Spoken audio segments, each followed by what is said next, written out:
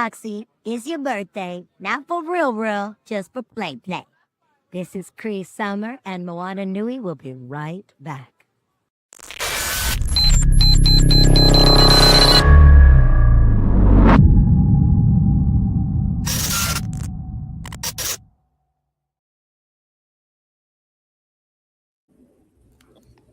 And action. All right, what's going on, everybody? We survived Anime Week in Atlanta. How y'all doing today? My whole body hurts. Same. My back, my knees, my wallet, everything hurts. My wallet. The wallet. My wallet definitely hurts the most. Yep, 100%. I feel that. But welcome to the show, everybody. Welcome. For those of you who are watching and joining us live, this is the Anime Week in Atlanta 2025 post show. If you was there, we're going to talk about everything that you missed because there was so much going on. And if you hung out with us, you know we got some stories to tell. But before we get into all that, let me introduce everybody that's on the show tonight, starting with somebody who I have so much respect for after this weekend because we put in work, Miss Joy Stevens. Good evening, everybody. I am Joy Stevens, also known as Joyride. I will be your moderator and co-host for the evening. And let's go around the horn. And starting with, I'll just call you out and you just let everybody know a little bit more about yourself. So we're going to start with the other host with the most in the background, producer extraordinaire, Dana. Hello, everyone. I'm Dana with Moana Nui Podcast. You can also catch me working with the Bop and then many other hats. That's me. I'm glad to have you on the show today because, you know, I moonlight for both Moana Nui Podcast and Blerdography, and it's nice to have both of my channel owners on screen at the same time. So good to see you all. And so I'm going to go to my other side, Supreme Attorney. Hi, I'm the Supreme Attorney, the other half of the Chaos Twins. Yes. Fusion. Wrong way. Oh, did I go the wrong way? Yeah. Okay, on my screen it looks like she's that way. So Okay. Right, it wasn't just me. Okay. No. I did cause chaos this weekend, starting on Thursday. Can't wait to get into that. Boop. Also, I had such a good weekend that my face is now breaking out. It looks like my eyes are puffy. It looks like somebody beat me up, and I'm having an allergic reaction to what? You beat yourself up. Right? I don't know what happened, but yeah, my face is puffy now. Everybody around you does. Anyway, moving on. Going clockwise, we got Khy. Hi, Khy. Hi, I'm Khy, aka Lavender Bunny, just hanging out with all my lovely besties that are here and getting to know new besties along the way. I am your lovely cosplay extraordinaire. I will pop in the channel once in a while, but I am here and I am glad to be with everybody. Glad to have you. Okay. At the bottom of my screen, I've got Robbie. Hello. Hello. Robbie here, author and creator of The Seventh Kingdom, and just a friend of everybody here. It was so nice to see everybody this weekend. You guys stopping by. I again iterate, mango jerky slapped, but anyways, nice to see everybody. I got you. I want one of those. I still want one of those. So good. Hello. So worth it. Boop. We'll explain the boop in a second. Going around the horn, let's round it out with Phil. What's going on, y'all? My name is Phil. I go by the Blerd Explorer, aka the Six Raikage. Well, I'm new to the scene myself, especially moving back from Korea to Atlanta. And I'm also an author. I'm writing a book two books right now, called the Black Travel Guidebook. I'm doing a travel guidebook for South Korea. I'm also doing one for, a 2-for-1 for Thailand and Cambodia. Siem Reap, Cambodia, excuse me. Nice. Can I ask you a personal question? How tall are you? I can't say those numbers. As a teacher, I can't say those numbers. Oh, yeah. Okay. Well, we're going to take an inch off. And I was like, instead of being a 6 Hokage, you could be the 6'6" Hokage. It's just like, double entendre. Okay, I'm going to be quiet. Moving into Marc. You already said hello, but say hello again. What's going on, everybody? Some new things tonight. Blerdography is now live streaming on Twitch on their own channels. So if you are watching on Twitch, congratulations. Why? This is your Christmas gift. But AWA was so much fun. Oh my God. I'm going to die laughing if you do that boop thing. I was debating if we even do that, but you know what? Just go for it. Just go for it. I mean, now that so much time has passed, I mean, I could tell a very, very watered down version of what happened. Yes, please tell the PSGist Anything, version of that story. We that are you not told. going to pin that comment. Yeah. Somebody I'm had not to wearing stand. glasses, but I read that. I'm like, wait, what Right? is it? Mr. Magoo read that like Jesus. Jesus. I mean, I know I'm good looking, but Jesus. Right? Put my glasses on so I don't miss anything else. Okay. So Angie, in 100 words or less, explain the boop. Ooh, 100 words. We'll do some words. We'll see what we can do here. Okay. Don't count the words on me. Okay. So I found out at AWA that you're not allowed to buy more than one badge and use it for your, like, give it out or use it however you want to. So I did get a panelist badge, and I've also bought 3 other badges. I bought it from my co-host and my co-panelist, and also my mother was supposed to come, so I bought her a badge. And when I went to go get my panelist badge, they made me turn in the badge, and they were like, "Oh, you can't have one. You have to pick one or the other. You can't have a panelist badge and a badge that you already paid for." I was like, "Wait, but I paid for it." Mm-hmm. And as we were going back and forth, because I didn't understand why I can't use the money how I want to, I use the badge how I want to, especially I already paid for it and full price at that. So that was kind of weird. They need to refund that badge. Oh, no, they say no refunds too, with a smile. And so I got very upset. And the more I got upset, the person got upset who was talking to me, and she kept twitching her lip or mouth or nose, whatever. And every time she twitched, it reminded me. No. Oh, hold on. Don't make fun of her, because she can't help that. Please don't make fun of her. How am I making fun of her? I'm saying what happened. Okay. I know where that was going to go. I just had to intervene. Go ahead. Keep going. Making it weird. Okay, so I remember the cartoon Bambi, and I was thinking of Thumper, because Thumper is super cute, and Thumper has a little thing with his nose where he kind of like wiggles it a little bit. And so I wanted to reach out and go boop, but I knew if I did, I would probably get a misdemeanor for battery or assault, so I had to keep it to my head. But every time I think about it now, I go boop, and Marc is very upset about it. Yeah, as a DEI specialist, I find nothing wrong with that story. It's not like you making fun of her, something that she can't control about her face or her neural whatever. You were just like, she was doing this little twitch thing, and I thought it was cute, and I wanted to boop her on the nose. Like, there's nothing wrong with that. I don't think so. Now, if there's pieces that you're leaving out of the story, they're left on the floor, and we're gonna take that as the thing, and we're gonna move on. But this is the new canon for boop. Yeah, right? Exactly. It's a Thumper reference. Boop. Yes. Okay. That's why I said I was going to tell the water version, but Marc stopped me for some reason. Marc, part of the story. I just want to, let's just move on. Okay, so moving on. Let's get into exactly what happened. So we're talking here. We're at Anime Weekend Atlanta. Was it, besides me, was this anybody else's first AWA? Yeah. No. That was you too, Phil? Oh yeah, first time. Okay, so it was my first time as press. Okay, so I want to, because I think we have a really good panel here tonight, because we've got unique experiences from all of us. So Phil, as someone who is a world traveler, what did you think of this con as your first time for this con? For this con, it was definitely one of the best experiences I've had.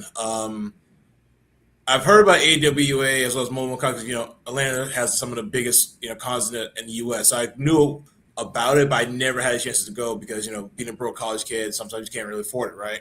Right. So finally having the chance, and one of the reasons I did choose Atlanta, besides my job, for those that don't know, I'm an ESL teacher. That's what I did in Korea too. One of the reasons I chose Atlanta is because Atlanta is home to so many these big, amazing conventions, and being around here, going there, finally experiencing it. And not only that, but also going to a convention in this day and age, especially seeing our people out there shining, going out there being their authentic Blerd selves is just such an amazing feeling. Mm-hmm. Especially going around seeing all the Black parents who either love the shows as well, or probably just got dragged in, to support their child who loves an anime, but the parents themselves may not be into it, but just showing that support, that they care, that they're showing that interest to, take their weekend to go to those things. It's just one of those amazing feelings I've had in a long time. I agree. One of the things we actually interviewed someone, was one of the last interviews we did yesterday, and they were talking about feeling, other places where you don't feel included, and that they felt included here. And I think just from all the things that I do across Atlanta's like a place for celebration, whether it's Pride or Dragon Con or Juneteenth or what have you, you can come to Atlanta and find your people and have fun with them. And I think that's a special thing. And so, Dana, so we family in here, why don't you tell us what it was like as press for this con? For press, it was a different experience for me versus being press at other conventions. It was, there they have a team of one that handles press for them. So it is, what is the best way of saying it? I'm just being messy over here. I'm just making faces at you now. How you gonna say this, Dana? So a lot of the stuff that we're used to experiencing at other conventions did not come to fruition at this convention for me. And I know there's a changing of the guard for next year for leadership. So I'm hoping next year it will be a better experience for press as far as for coverage, for interviews and such, that you can get a more whole feel of the convention. Oh, Husky Hill Kage, what's happening? What's going on, dude? Boy. And Unbalanced Minds, I love your entrance. I can totally see that. I want to say something about the press experience this year. Dana's being very nice, and I respect that, but I am not Dana. We all basically got a free pass to the con this weekend because of how they started their new operations. AWA doesn't cover certain things with the guests anymore, and because of that, the guests stay at their tables. They're not opting to do panels and. Well, I'm not going to say that it's not anymore. It was just for the guests this year. It's to be determined how it's going to be for next year. Right. Okay, thank you for clarifying that. But because of that, and how AWA operates, we have to apply for the guests that want to be interviewed.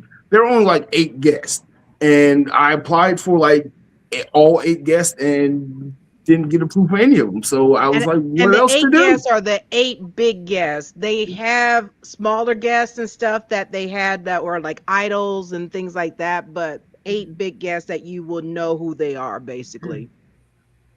He said only but so many interviews got approved, and that was that. So we were left to our own devices, and our devices, we definitely did.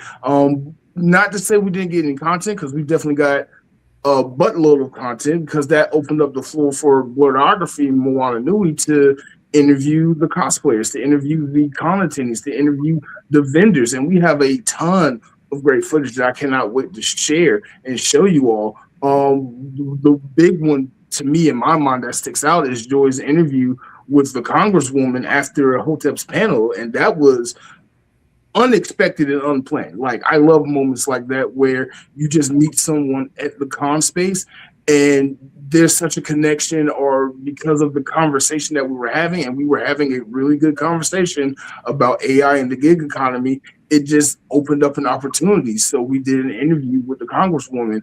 And Joy, oh my God, Joy, I love you. It's like you was in my head the entire time, the whole weekend. I didn't have to even think a thought about we should go get that coverage. You was on it. So thank you. You're very welcome. I had to pay to get in, because I only showed up to AWA because we were going to cosplay. We're going to talk about that in a minute. But then they were like, "Hey, you want to do press?" I was like, "Sure," because I like hanging with Dana and Marc. I was like, "Yeah, I'll run around. What you need me to do? Give me a mic." And he gave me a mic, and I had a ball. I had so much fun interviewing, because like one of my alternate universe selves is absolutely a talk show host. And so that's the vibe I bring when I'm interviewing people. I'm trying to be, Oprah Winfrey, Kelly Clarkson up in this piece, like just having a good time with my guests, but also asking them stuff that some people don't necessarily ask. So my perspective as both a attendee and press was, to your point, Marc. Yeah, it wasn't a whole lot when we did a previous con. I was in the press room for most of the day, asking good questions. Got to meet Run DMC. Shot my shot, got shot down, but no regrets. Wait, what? But I was in there all day. I didn't really get to see the con itself. And this time, I walked around until I got mad. You know how you get your body hurt so much, you mad about it. Like I was mad at my feet, mad at my knees by the time it was over. But that we also got to run around and got a lot of good content, and we got some impromptu interviews with people in cosplay, with people at different booths, because there were no restrictions against interviewing somebody at their booth. So I'm just running up on anybody I saw that looked interesting and be like, "Marc, come on, let's get this interview." So we got some really good content that I don't think we would have done otherwise if we'd had a tight schedule of person after person. So that's my perspective. Now I want to run over to RJ as a vendor and creator. What was this kind of like for you? Oh man, this was a complete treat. This year in particular, because I had been to AWA for the first time as a vendor last year, and I came back this go round. And I mean, the artist culture is always just very friendly, and I guess this stands out to me as someone who works in the film industry, and I saw how cutthroat they are in the film industry. So when artists come up to you like, "Hey, you want some cheese and crackers?" You're like, "Yes," little things like that. But I had a great experience with the fellow vendors, the fans, and I even had a cosplayer come out. They cosplayed my character. Got to thank you. Yeah, that was very surreal. And I hope you got a picture of that. Say it again. I hope you got a picture of that. Oh, yes. I did. Okay, good. Good. Yeah, full picture interview, everything. And the fans took pictures with it. I actually got a message tonight from a fan who was just like, they told me that their con experience was 10,000 times better because they got to see the character cosplayed. And I was like, wow. That's such an amazing feeling. Oh, by the way, I actually went by her table and bought one of her books too. Yes, he did. Thank you for that. Yes. And I definitely plan to read through all the books that I bought while I'm on break. Speaking of, got it right here. I got my copy too. I brought my copy with me to Houston. That's going to be one of the things I read while I'm here over the holidays. Ooh, yes, So, yeah. let me know what y'all think, and or leave a review on Goodreads, please. Review on Goodreads. I got you. Okay, so as we delve a little further into chaos, we're going to start with light chaos and jump to Khy. As a cosplayer, what was this like for you? What is backing up? And what? The booth? Okay. Okay. As a cosplayer, it's always just, you never know what type of cosplays you're gonna see. Like it was I think the most surprising cosplay was literally as we were leaving yesterday, when we did the interview with this cosplayer. She fully, like, near, I think 90% fully crocheted her cosplay, even her hair. I didn't even notice her hair was crocheted until I was right up on her. I was like, oh, that is amazing. But also, just like I said, you never know what you're gonna see. I kept seeing a lot of the same characters going around. There's this game called Hollow Knight, where basically it's just a platformer, and you get to be these two little bugs, and you're just fighting off evil together. And I don't know why I kept seeing that one, but I liked all the different ways that people were doing, like the helmets and stuff. So some people did 3D prints, some people did EVA foam. So it was just cool to see all the different materials of things that I could do. For instance, for my cosplays later, I'm like, oh, I can do it this way. Oh, I can do it this way. So it gives you all that knowledge just by walking around. So Yeah. Right. That's because of the new game Hollow Knight Silk Song came out this year. That's probably why you saw a lot of it. We've I been want waiting to just 8 years for that. Okay, I thought so. Yeah. So James, can you bring up that last comment? I want to say something about that. Yes, Unbalanced Minds. I could also listen to Khy read an encyclopedia, a Bible, a dictionary, National Geographic. You need to be in voice acting right now. I told you that the entire I weekend. promise I'm Somebody working needs to on hire it. you now. for real, know you can what? read to my kids at the school too. Low key, listening to you read the Bible would be I would love to hilarious. read to children. Oh, God. That's Right. actually one of my Verily, I goals say with unto my you, voice I shall acting. slay thee. That's And actually then one you of my killed goals his with voice son. acting. I want to be like a kid voice actor. So just voicing for little kids because little kids love me and I love little kids. Yeah, also, So, kids in other anime, because you totally could have been the kid in Spy Family. Her voice. oh, Anya, yeah. Yeah. So I think we've covered everyone as far as like what the con was like. Now let's talk about some highlights. First impressions, like when you got there, what's the first thing that you remember? Like, oh wow, that when you first rolled up this year. Thumper. Mm. Thumper. That was the first thing that happened. Wait, Mm. the same woman. Mm. Now it's just crossed over into what the hell? Mm. Right. It's like chaos. That's what you wanted. I did want light chaos. Oh, that's right. You know what? I do still owe you, Supreme Attorney, as a panelist and an attendee and a cosplayer. So like you were kind of, jack of all trades. What was this con like for you? So my work actually overshadowed everything. So it had me pushing everything back that I normally have done like weeks prior. So for this con, I was actually more tired than usual. I actually decided, let's go do 2 hearings right before you get there. That was stupid. Yeah. And one was a murder trial. Good job. And then the second one was a bond hearing. And I was like, let's just do this real quick. It's never really quick, but I decided to go ahead and do it and then just jump to the con. I am an octopus. That's why I like hentai. Okay. Oh no! Oh Lord! What is happening tonight? What do you mean? I was just Hey, new tape. What? I didn't say which one. You're a children present. My sister's here right now. Sorry. She went straight. I forget the English name of it. Urotsuki Doji. But you know what? I'll leave that there.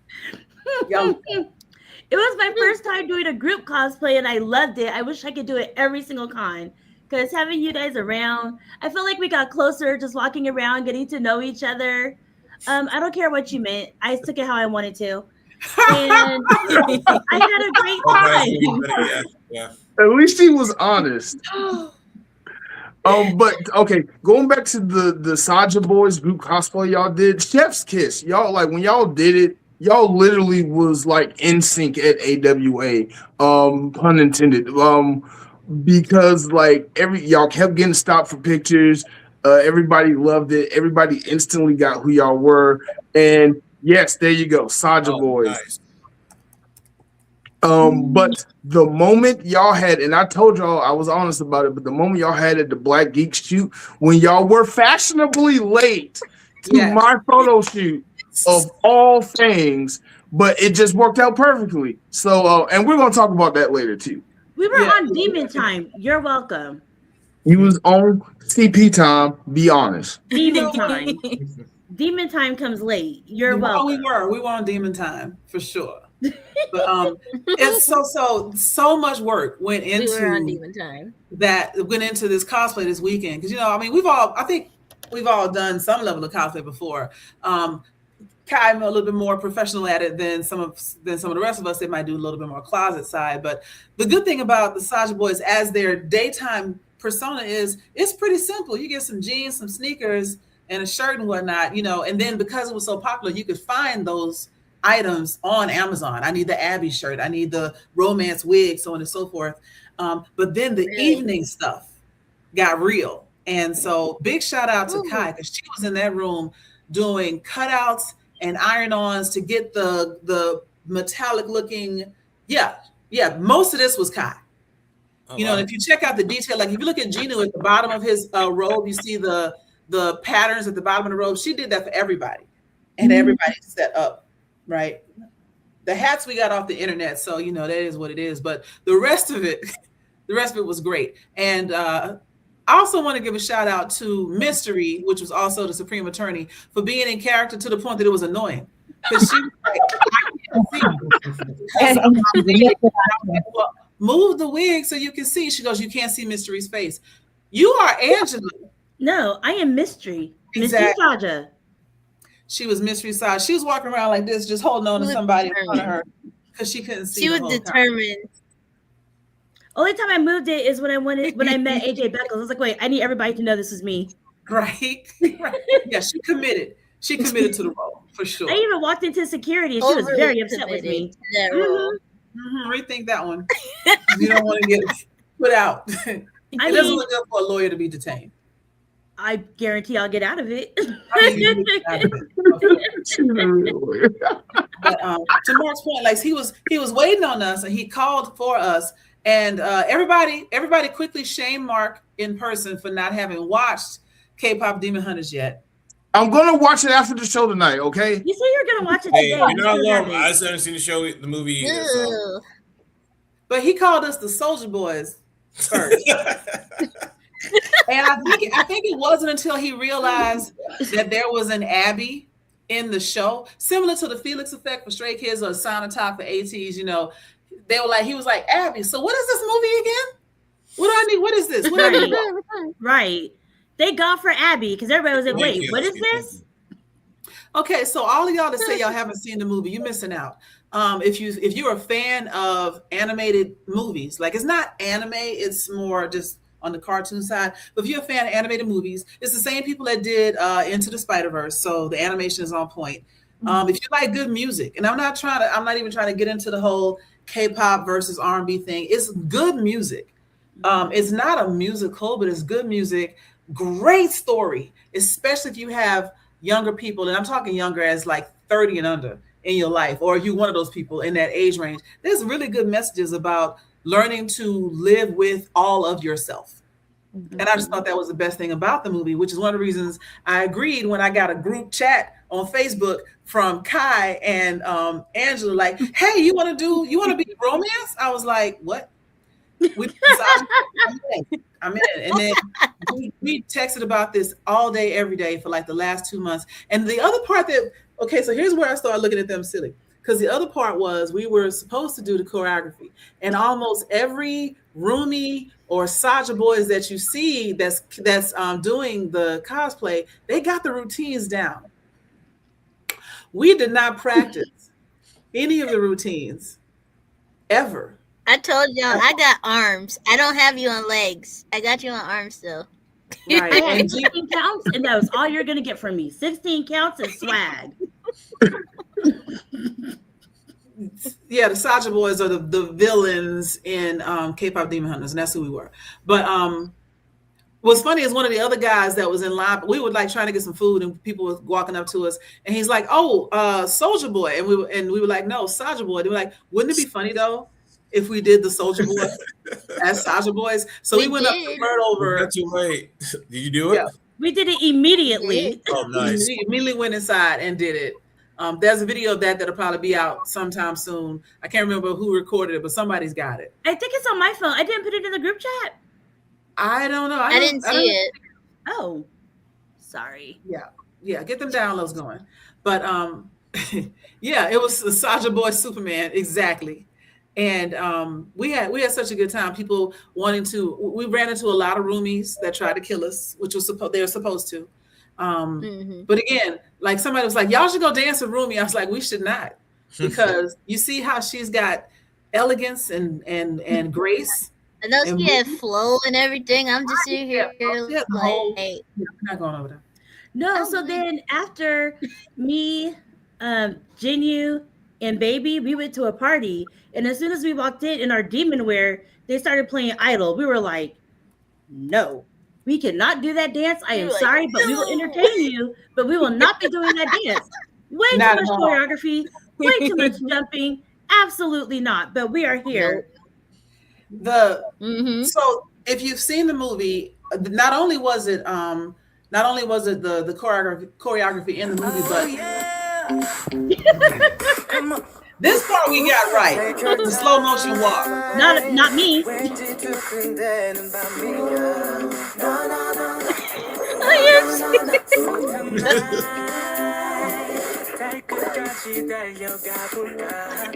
I love that he turned the head on. In this one.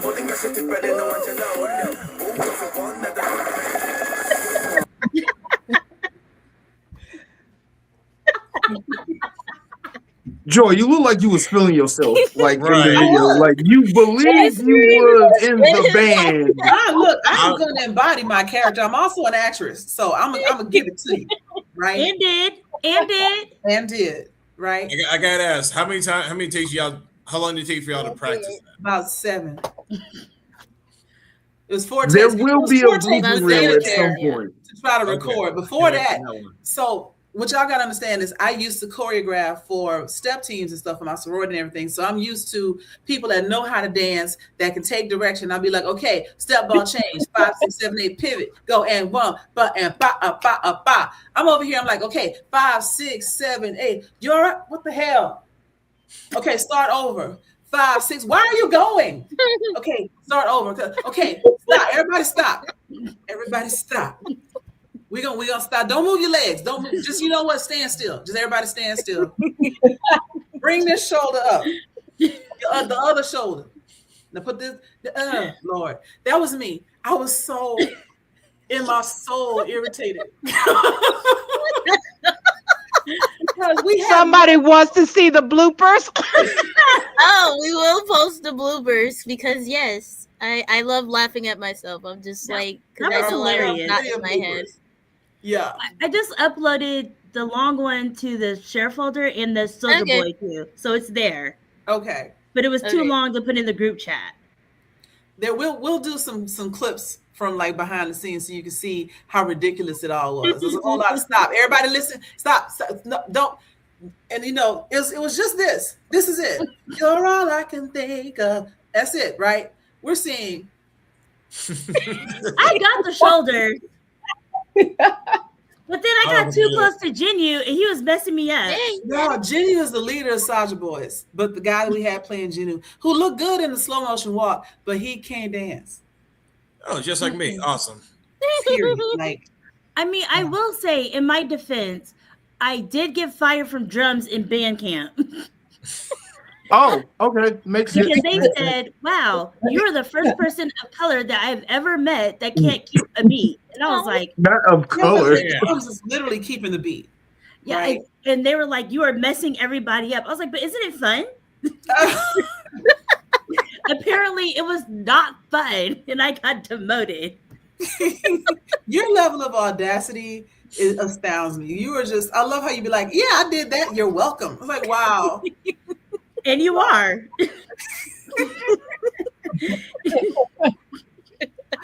I mean, it was a predominantly Caucasian school, so they assumed that I had it. They thought she was about to be drum damn. major and all that. Oh, and then when I did dance class, the lady was like, whoa, you were the first person I could boil water, I'll just burn it. So, haha, joke's on you. Can't cook at Korean barbecue. No, Right. I can do Oh. it. She is I set can for do it. fire. There's just going to be some entertainment with it and a little bit of a fire. That's okay. She's up to 4 fires now. The Who's fire counting? chiefs and I am counting. counting. Everybody knows her name. All the fire departments know her name. Right. Korean barbecue be like, yeah, Angie's here again. Yeah. Like, please do we'll not go let her get touch it. the tongs. I'm so glad that lady came and cooked food for us because, Lord. Right. If you let me, I could cook for you. No, absolutely not. No. Okay. Okay, but I Phil wouldn't let you almost near gave my us salmonella, microwave. so you're welcome. At You're least welcome. mine would have been well done. Damn, not pushing the I wouldn't let you bake cookies with me. I'd be like, no, get out of my kitchen. I got this. Right. Right. I don't know. Here she come, bruh. Whatever, unbalanced minds. It's fine. Here I come. No. I She's need gonna a soju look, in my only hand tell it- and a grand welcome. Nana, all you're Absolutely. doing is sitting there and looking pretty. We got the rest. Thank you. Thank you. I come in Right. and you're like, she's here. Yes, I am. So tell them how you started a fire at a Korean barbecue. I was cooking. I don't know. I don't know what she speaks of. You know how? Okay, as a scientist, understand that a fire will break out. You got the fire underneath, but the meat has its own level of moisture, oil, juices, etc., that keep it from being completely dry. You have to charcoal briquette that meat before it catches fire, meaning she must have just forgot that she had food on the grill and left it on there until it reached the internal temperature to where it combusted. And so that's how do you that set a lot. it had to have been on there 30, 40 minutes. Well, I just started talking, and then I got so enamored in myself that I'm like, oh, the fire wants to speak too. And here we are. A whole conversation, and I included everybody. You're welcome. Are you saying that starting a fire was an inclusive thing to do? Distraction. Yeah, you know, people like, let her cook. Absolutely not. No, do not let her cook. Ever. Ever. Okay, Not physically or metaphorically. Do never let her cook. never let Ever. her cook. And I stay cooking. What? No. So No. you know what? So we got to get back on track. I'm sorry. We got sidetracked with the Saja Boys thing. There may be some more footage later on if we can pull up some of the bloopers and everything else. But for now, let's get back into the con AWA. So cosplay was fun. That was a lot of fun there. Vendors, I spent 3 times the budget I planned to spend, which surprised me because I was like, I don't really know this con. I don't really come here. Oh, look at that jacket. And next thing you know, I'm out $100. And then I'm trying to support with my rich auntie money. I'm going to get a shirt that says rich auntie money. Because every time I saw somebody that I was like, I believe in their business, I want to at least help them, you know, succeed, be more profitable, break even, whatever. Yeah, let me get That this was me with RJ.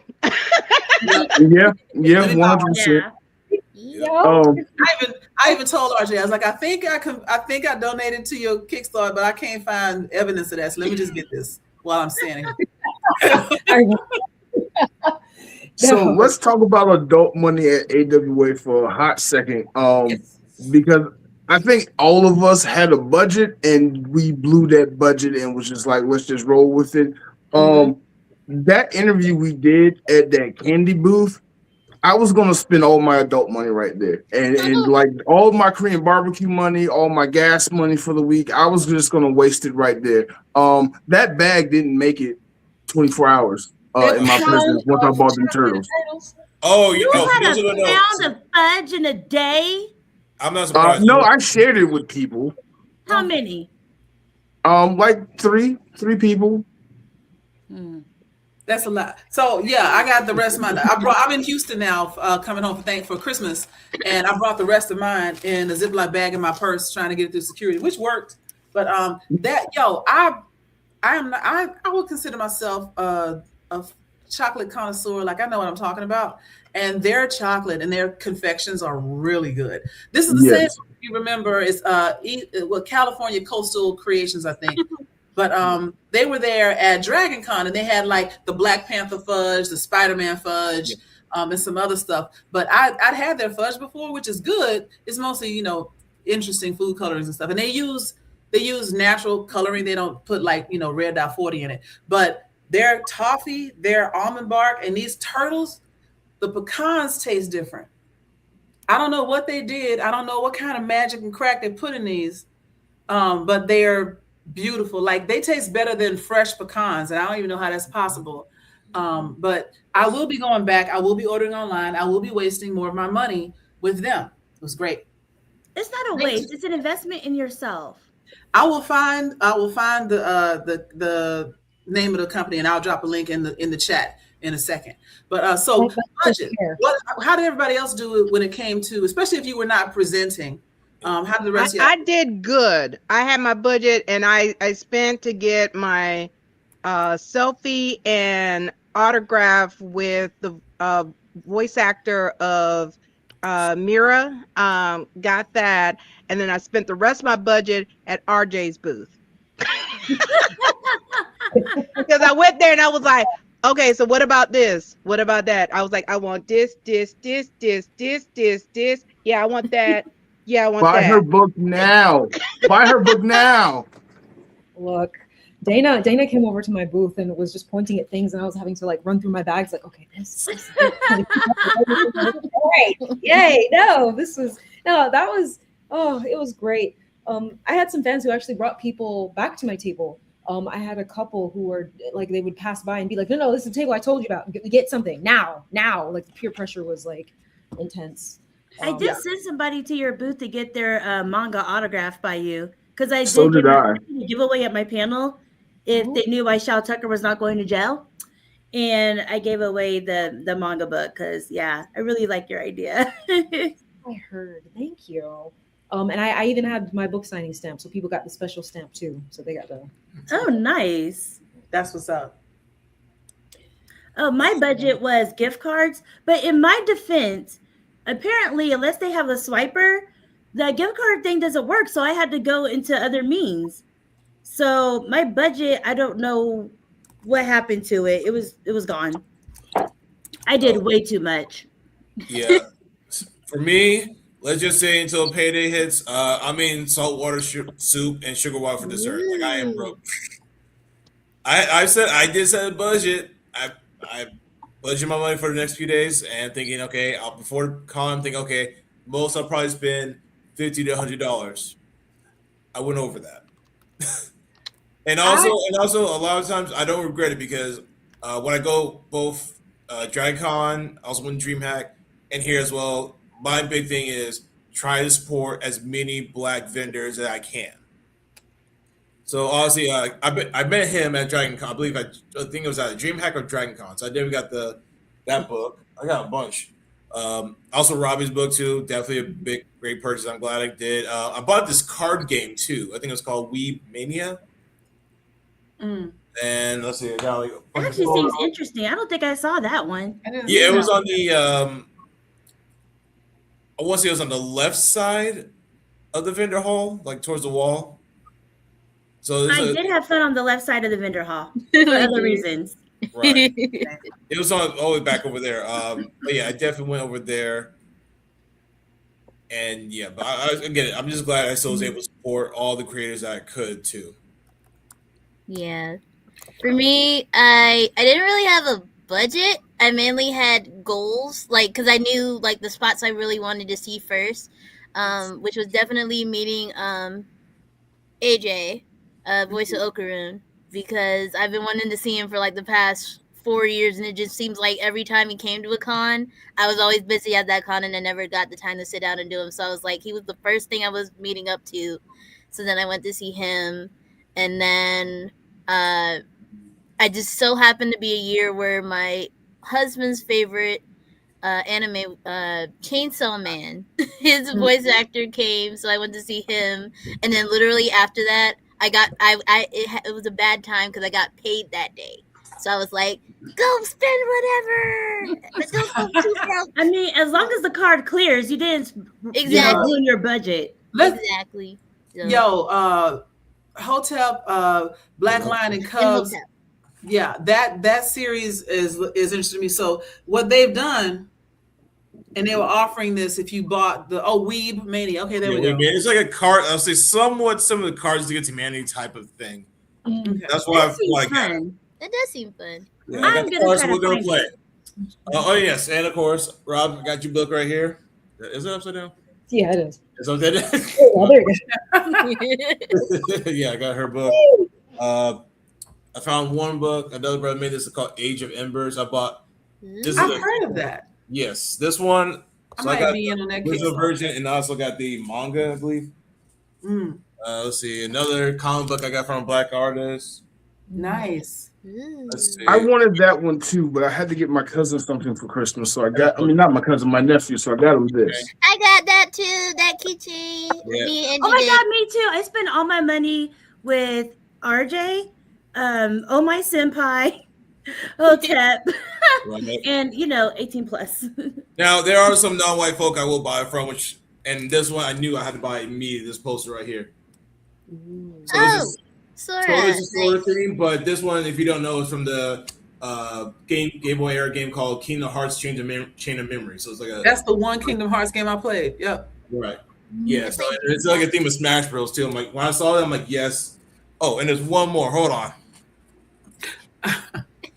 But Ronnie's looking for one more thing. I didn't plan to spend anything. I plan to just walk around because I'm like, I've already done my cons for the year. I don't need nothing else. And like I was like, ooh, I wish I had brought it with me, but it's 85 degrees in Houston, so I didn't need it. But I got a reversible satin lined jacket with a tiger on the back, embroidered with massive. It's like so pretty. If you look at it one way, it looks like a tiger. Look at it another way, it looks like a food dragon. I was like, yo, I'm loving this. So that was a lot of money. And then I think I bought at least $200 worth of comic books. Again, that puts me at 2,000% over budget because I had planned to spend anything. And then AJ Beckles. I went with Khy just to like walk up there. And then when I realized as we got close, I was like, wait, no. Oh, yes, that's right. Oh my God. And I was excited because Don is one of my favorite, if not my favorite anime that I can think of right now. And I also know what he went through this year. I was excited. And so I rolled up on him in my full romance saga look, right? And I told him, I was like, I know this may sound weird and condescending, but I'm old enough to be your mother. So I'm really proud of you, kid. Okay. Yeah, when I got to meet him, I got super what's it called? When you like lose all your thoughts and whatever. Emotional? Yeah, emotional. What was the other one, Joey? Manic. Yeah, like I was just like, oh my God, it is him. Oh my God. And I want to say what you crashed out. You had a fangirl moment. Thank you. Yeah, I was fangirling. fangirling. So I actually got really quiet, which is not like me. And he kept trying to talk to me, and I was just like, do you know who you are? Right. And I fangirled all the way out. Copper Coast Confessions. Yeah, there it is. That's the name. But yeah, one last thing. I bought like also these fidget spinner kunai knives.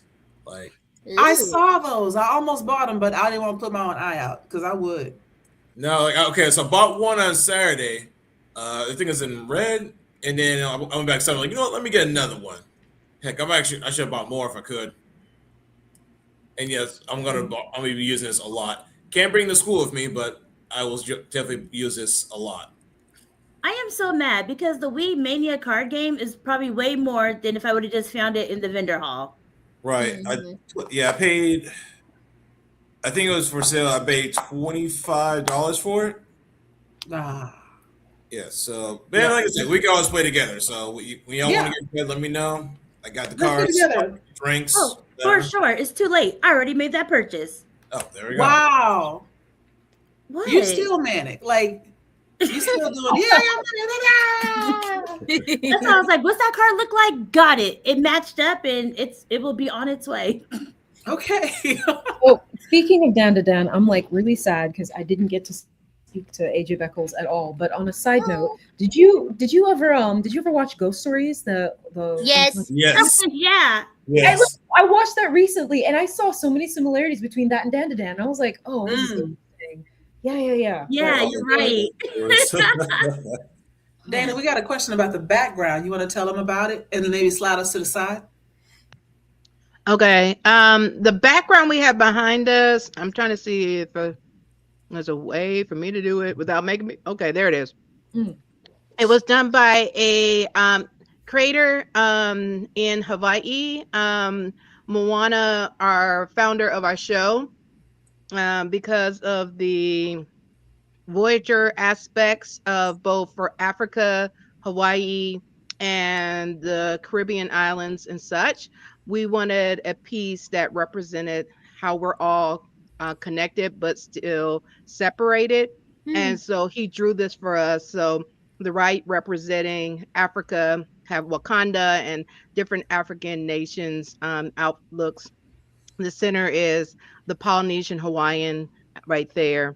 So yes, I have to ask Moana who the artist is, but yes, that's what the piece is. That's right behind us in the background. And where can I buy it on the shirt at? Right. I'll ask her or something. Yeah, because right he does now a lot I'm of different talking right pieces now as you guys keep bringing things up. So yeah. Yeah, I see a lot of people in the comments trying to get some shopping lists together. They asking for links for the King Lion and the Cubs book, so we It's need to get Black that up. Lion and Cubs. Oh yeah, there you go, Black Lion. Yeah, Black Lion and And Cubs. Cubs, yes. If you go to blacklionandcubs.com, it should get it for you. Oh, and then the Copper Coast Confections, they also have vegan ones too. Mm-hmm. But I eat all things that have parents. So I'm Me fine. too. Mhm. I want to know something was alive before I ate it. Right. I needed to be missed. And I that am was fine dark. with eggs. I will eat an aborted fetus. Right? Wow. Okay. Oh boy. Okay. I mean, that's what it is. If you have a chicken omelet, that's like chicken on chicken crime right there. Exactly. Think about it. It's generational murder. It is. Emotional damage. Right? Yup. Emotional damage. I love that. Speaking of food, what was some of the best food we had at the con? Because you know what? I want to say this. Every convention needs to take the BlerdCon method of how they deal with their food trucks, because the food truck scene at AWA was a little expensive for what you got. I remember BlerdCon, it was a little expensive, but I got full. I had leftovers every single time. This weekend, I was like, I don't even want to try because I'm paying $25 for a burger, and that's it. I got like chicken fingers and fries, and chicken fingers and tater tots, as a matter of fact, and a drink. And then when I looked at my transaction, $32. The fuck? Yeah. I was so mad.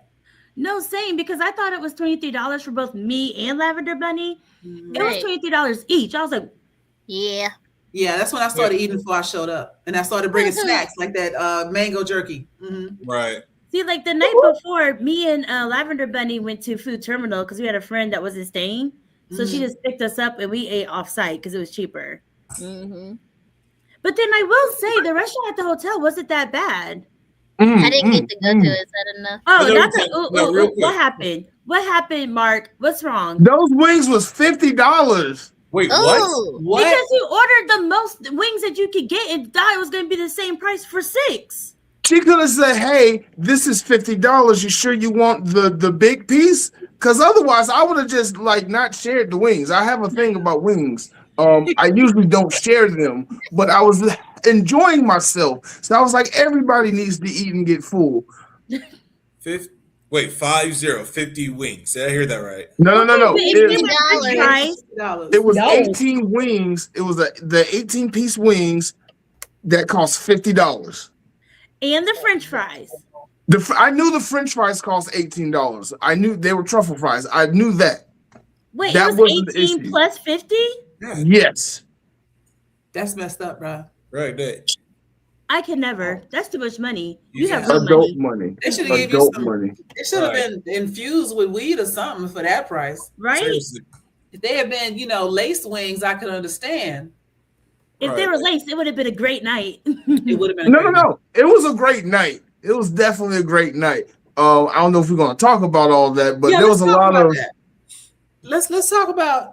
Oh, that's fine. I had gummies and I was eating and sleeping. It was great. Oh You boy. were eating Okay. and sleeping. Absolutely. I was like, I'm hungry and I think there's food in front of me. Let me just see what happens.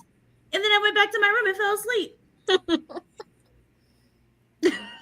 nah. I think the best food we had was probably when we went off site, because then like it's like Mark says, you get it's expensive as prices for a small little burger, like no bigger than my hand. I'm just like, Right.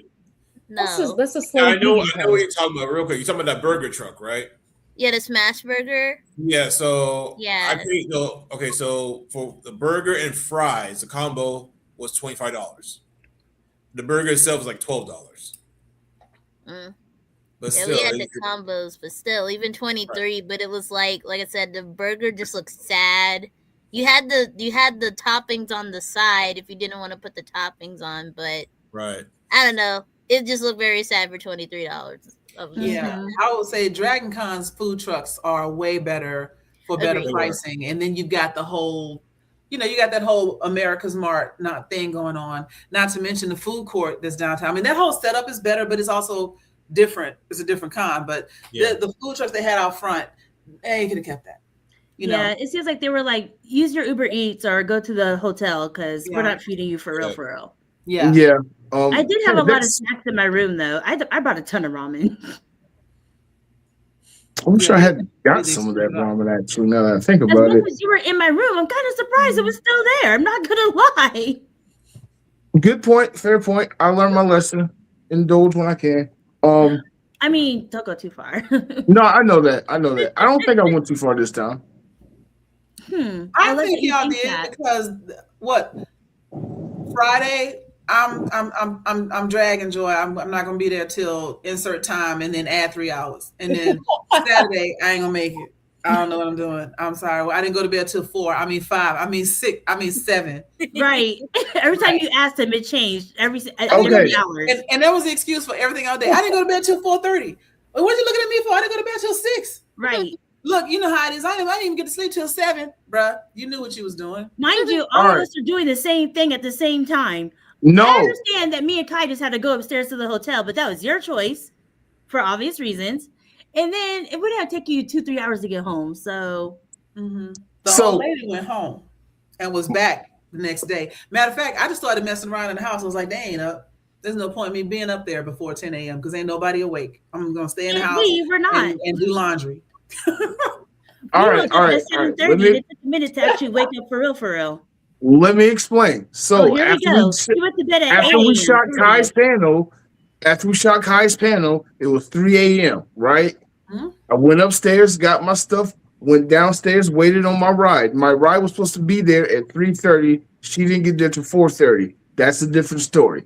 I got home. I had to back up my memory cards because I want the footage. I got to charge my gear. That took some time. I had to get some other stuff organized so I can just get up and go the next day. And then I crashed. I crashed so hard. What happened was... No, I didn't even say that. You don't have to. You're basically saying it. Go on. I'm sorry. But long story short, I woke up. It was 11:30, and I was like, "We gotta go." Now, what did you learn? Get the hotel room. If you're not going to get the hotel room, and other alternatives to have on-site backup capabilities, bring your computer or a laptop or something with you. Or get double the materials so that you have all of this and you can put one bag down, pick up the next one.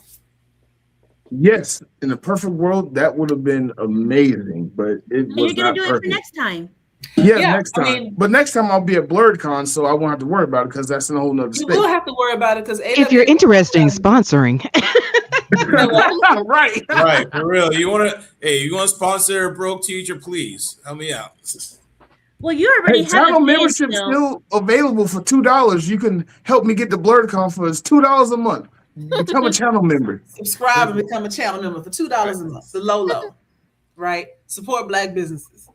Right. You can just hire me if you get it, in a car accident, and then that'll take care of all the cons. Unbalanced car accidents. Huh? He's over here. Unbalanced Minds is in the chat talking about post-con organizational gathering. It's just making jokes in here. And we're supposed to be talking about AWA. What happened? Right. We haven't got to the cosplay photo shoot yet. Because we were talking about what happened to you at 4, 5, 6, 7, 8, 9, 10 in the morning. Right. And we can't talk about what happened in the cosplay photo shoot because we were 30 minutes late. So please tell us what happened before we got here. Okay. So the cosplay, Black Geeks of Anime Week in Atlanta. That was amazing. I want to just thank you for putting that up. I want to just start off by giving a huge shout out to Blerd team. They were the organizers. They set it up. They had the schedule. They made the graphics. So shout out to Micah. Shout out to Ebony, who did a lot of work on the background. But this year's shoot was amazing. It was like bigger than last year. As you can see, we nearly got that whole Signia staircase taken up to ourselves. So next year it's going to definitely be bigger. We did a special tribute to Squid Kid. That was Blerdover's idea. I I started a new tradition. Like I'm going to take before we start a shoot, I'm going to take the organizers of the shoot. We're going to walk up the stairs and we're going to just give motivational speeches, and then we're going to start the shoot. So that was a really special moment. This was so much fun.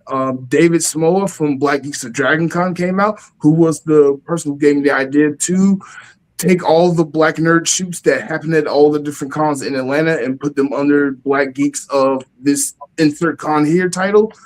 So more about that later next year, but this was amazing. Everybody showed out. Everybody's cosplay was amazing. So Saja Boys, I specifically told y'all when I met y'all, I had a special section for y'all. I'm gonna call y'all out. Y'all come up. And I was getting ready to do that. I did the live action, I did the animation, and then I was like, all right, it's time for Saja Boys. Because I had not seen y'all at all. And it's like the shoot is almost over with at this point. Because I had to end it early because we was doing the tribute. And I had to get to Angie's panel that started immediately after, which I was late for that too. But I started calling y'all, and like everybody was like, "Who are you talking about? You mean Soldier Boys or Saja Boys?" And they was correcting me. And then eventually, like once the stage was cleared, y'all just appeared and just went up on stage and got a standing ovation for it too. I didn't plan none of that. He accidentally hyped us up because he kept asking, "Where are the Saja Boys? Where are the Saja Boys?" Well, okay, are y'all here yet, Saja Boys? We didn't know any of this because we were not, in fact, there because we were still trying to put on demon pattern makeup in the room because we sat around too long not getting dressed. I was ready. I was working on my panel, the panel that was right after the shoot. Yeah, she was still working on her panel for the shoot for right after the shoot. So it was about 2:50 when she started getting dressed. Yep. Yeah. Mm-hmm. And then I was putting tattoos on Abby. Yeah. You were, yeah. Yeah. And then she got mad and was like, "What have y'all been doing this whole time? Everybody's dressed." No, everybody was not dressed. Everybody was dressed. They didn't have their tattoos on, but I just didn't have my tattoos on because I can't see because my dark contact lenses were sideways. And yeah, my circle lenses just refuses to stay up. But I was just like, whatever, just walk out there. We'll be good. So I'm sitting there like just saying things like, it's 2:30. It's 2:45. It's 3 o'clock. It's 3 o'clock. What are we doing? Right. We are getting ready. Now I will claim light skin privilege at this moment because all I had to do was take a purple paint stick and put it on my face and it showed up great. Everybody else had to figure out how to mix the colors and add just the right amount of brightness to go against brown skin. So I will say, really make it pop. Yeah. So I had it easy, and I'm sitting there like it's 3 o'clock. What are we doing? But we finally walked up. It was great, and we had a moment, and everybody was excited to see us. Yeah. They thought we looked great, which made us feel better. We did our little poses and stuff. But we had fun. We had a lot. I hope somebody caught that on camera though, because the way everybody greeted us was everything. I did catch that on camera, actually. You did? But you'll see it in the vlog. I can't wait. Light bright powers activated. Yeah. The light bright powers definitely activated. I had a double whammy because when the Saja Boys got off the stage, he's like, "Okay, 40 and up, back to the stage." I was like, "Oh, I'm turning back around," and folks was like, "One of the Saja Boys is over 40." And I was like, "Yeah, that's right. I'm old as hell, and I still look good. Melanin. Yeah. I'm just black enough to not crack." You got just the right genetics. No, it was great because even before the shoot was over, I think I had to run to my panel. You had to run. And then we looked so good. Wait, then she did the whole panel with her mystery wig on. So she's up there talking about, who do you think is going to jail next? Do they have their hands up? Right. Is anybody here? Like, what the hell? And then I was pointing, they were like, they're to the left. You. But we looked amazing to the point where my co-panelists, who I've known for over 10 years, didn't know who we were. Right. And I had to go to his face. He was like, "That was you?" I was like, "Oh my God." Yes. And we've been around Khy a lot, and he still didn't recognize who we were. It was great. That means the costume was really good. Mm-hmm. I got a question for everybody, since because I don't want it to be, the Chaos Twins are slowly taking over. We got to back up on. Oh, my bad. So, question for everybody: depending on what you were at the con for, what would you change for next year? Since there's a changing of the guard, so to speak, what do you hope to see as a change for next year? Okay, I'll start off first because I know with the biggest impact for this year is AWA was the same weekend as Hallmat, which is a big holiday convention in Florida. A lot of cosplayers go to that, and that was that same weekend. So that really hurt the convention. On the press side, the application process, communication process definitely needs to be improved. And then as far as like interviews, like for being a director for MomoCon, like for this year, we had like over almost 500 outlets covering the convention, but only 10 to 15 of them do interviews. And so when you looked at the outlets that was there for AWA, it's like you don't have that big of an impact, and they could figure out a way that either when the guests are going to the green room for their break or coming back from a panel, they can schedule that time so they don't have to go to their booth and step away from the booth again to do an interview. They could do it while they're away from the booth and then go back to their booth once they're done with everything. So I think the logistics planning of that could be really improved on the experience. And then, it the schedule through guidebook, if you use their website, it sucks. Because if I wanted to try to find one particular panel or something, they have to have a way to search. I don't want to sit there and scroll and scroll and scroll and scroll to find whatever it is and find out what room and everything it was. And of course, the biggest complaint, it's been online and everything, is the lobby party. Because this weekend also was the UNCF ball. Yeah. And because of that, Signia shut down like the lobby party that was going on Thursday, and then didn't have anything, I think Friday or Saturday possibly. So a lot of attendees who are used to the lobby parties for the 30 years of AWA, it was definitely felt. And that's my feedback. I'm on turn it on to someone else. I'm probably new to this, but I would say one feedback that could be done on the Blerd side of things, there's got to be more announcement, more promotions for like the Blerd photo shoots. Because a lot of times, one day, I went up when I was taking pictures of other black cosplayers. I would tell them, "Hey, are you guys going to the photo shoot?" And a lot of them didn't know about that. So most did make their way to it. Some couldn't make it though, and that's also something that happened at Dragon Con too. I would see Blerds out there. I asked the same question, "Hey, are you guys going to Black Nerd photo shoot?" And most of them didn't know about it either until I told them, and they made their way there. So we got to do more messaging about it. I guess maybe because it's possibly, I don't know, maybe because it's so last minute about it that most people didn't even know about it. So maybe in the future when we do these big cons, like let people know in advance, like, hey, we're going to do a Blerd photo shoot, and got to keep advertising, promoting about it every day, let people know about that stuff. I'll go ahead and take the responsibility for that one. Once they scheduled the shoot, it was a week out from con when they had all the photo shoots scheduled.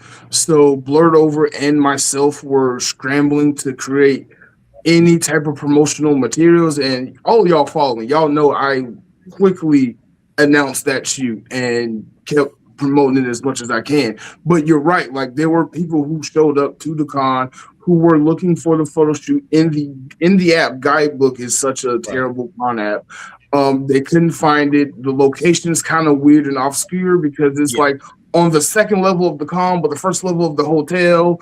The Black Fae event, even, because that was like one of the last photo shoots that was happening while we was doing the little interviews in the lobby, and it was right behind us, but nobody could find it, and they had like a low turnout. But I know to do better with the advertising for these things, but the con has to do better about approving these things well ahead of time. I heard from the Atacha car people that they only had like a week to prepare like 20 cars and set up a panel and all this stuff.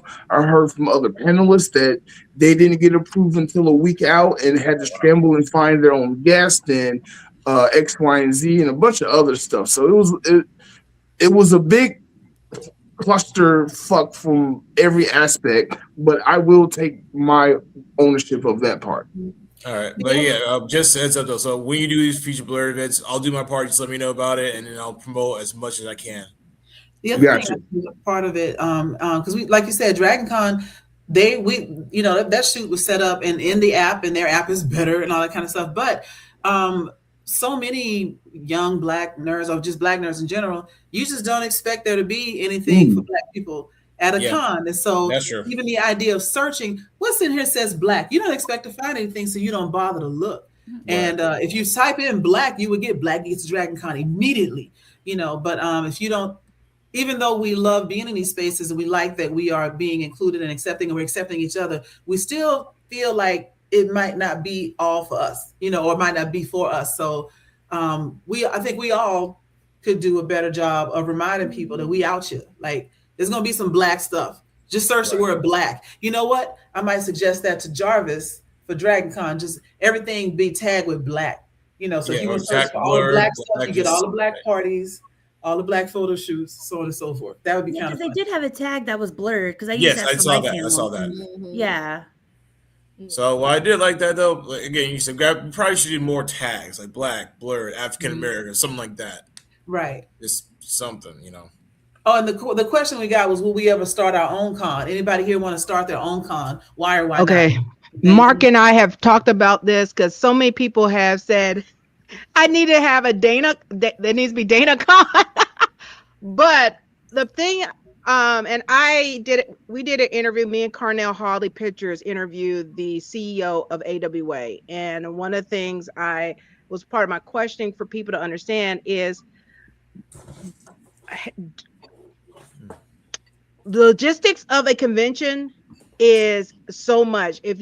There's a lot of people, and being in the con space, most conventions don't live past 7 years because there's a lot of people with great ideas and passion, but they don't have a team that knows the ins and outs of their jobs. You don't have a person for logistics. You don't have, and then unless you have sponsors or a significant of like $70K money in your pocket to be able to cover gas, deposits, everything else, it is very hard to do that. Like MomoCon started at Georgia Tech's campus as part of their anime club.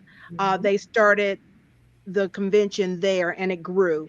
So a lot of these conventions, even Dragon Con started off as a sci-fi comic kind of thing, and it grew from there. So a lot of times you have to start small and then grow it, but you got to have a great core team and the money, or have people to do in-kind donations, or have guests like Atlanta Sci-Fi and Fantasy Expo that is in March every year. It is a free convention, but they get sponsors, and other parts is guests or things will offset their expenses to support this community convention because it's free to the community. So it's a lot of logistics, a lot of handshaking, networking, and planning that needs to happen. So and there are some conventions for us out there. We got Blerdkast, we got DreamCon, we have Urban. Not that one. We don't have that. No, one. there's another urban one. It's in California. No, New York, somewhere up there. Urban something convention, and then Atlantic Comic Con in Baltimore.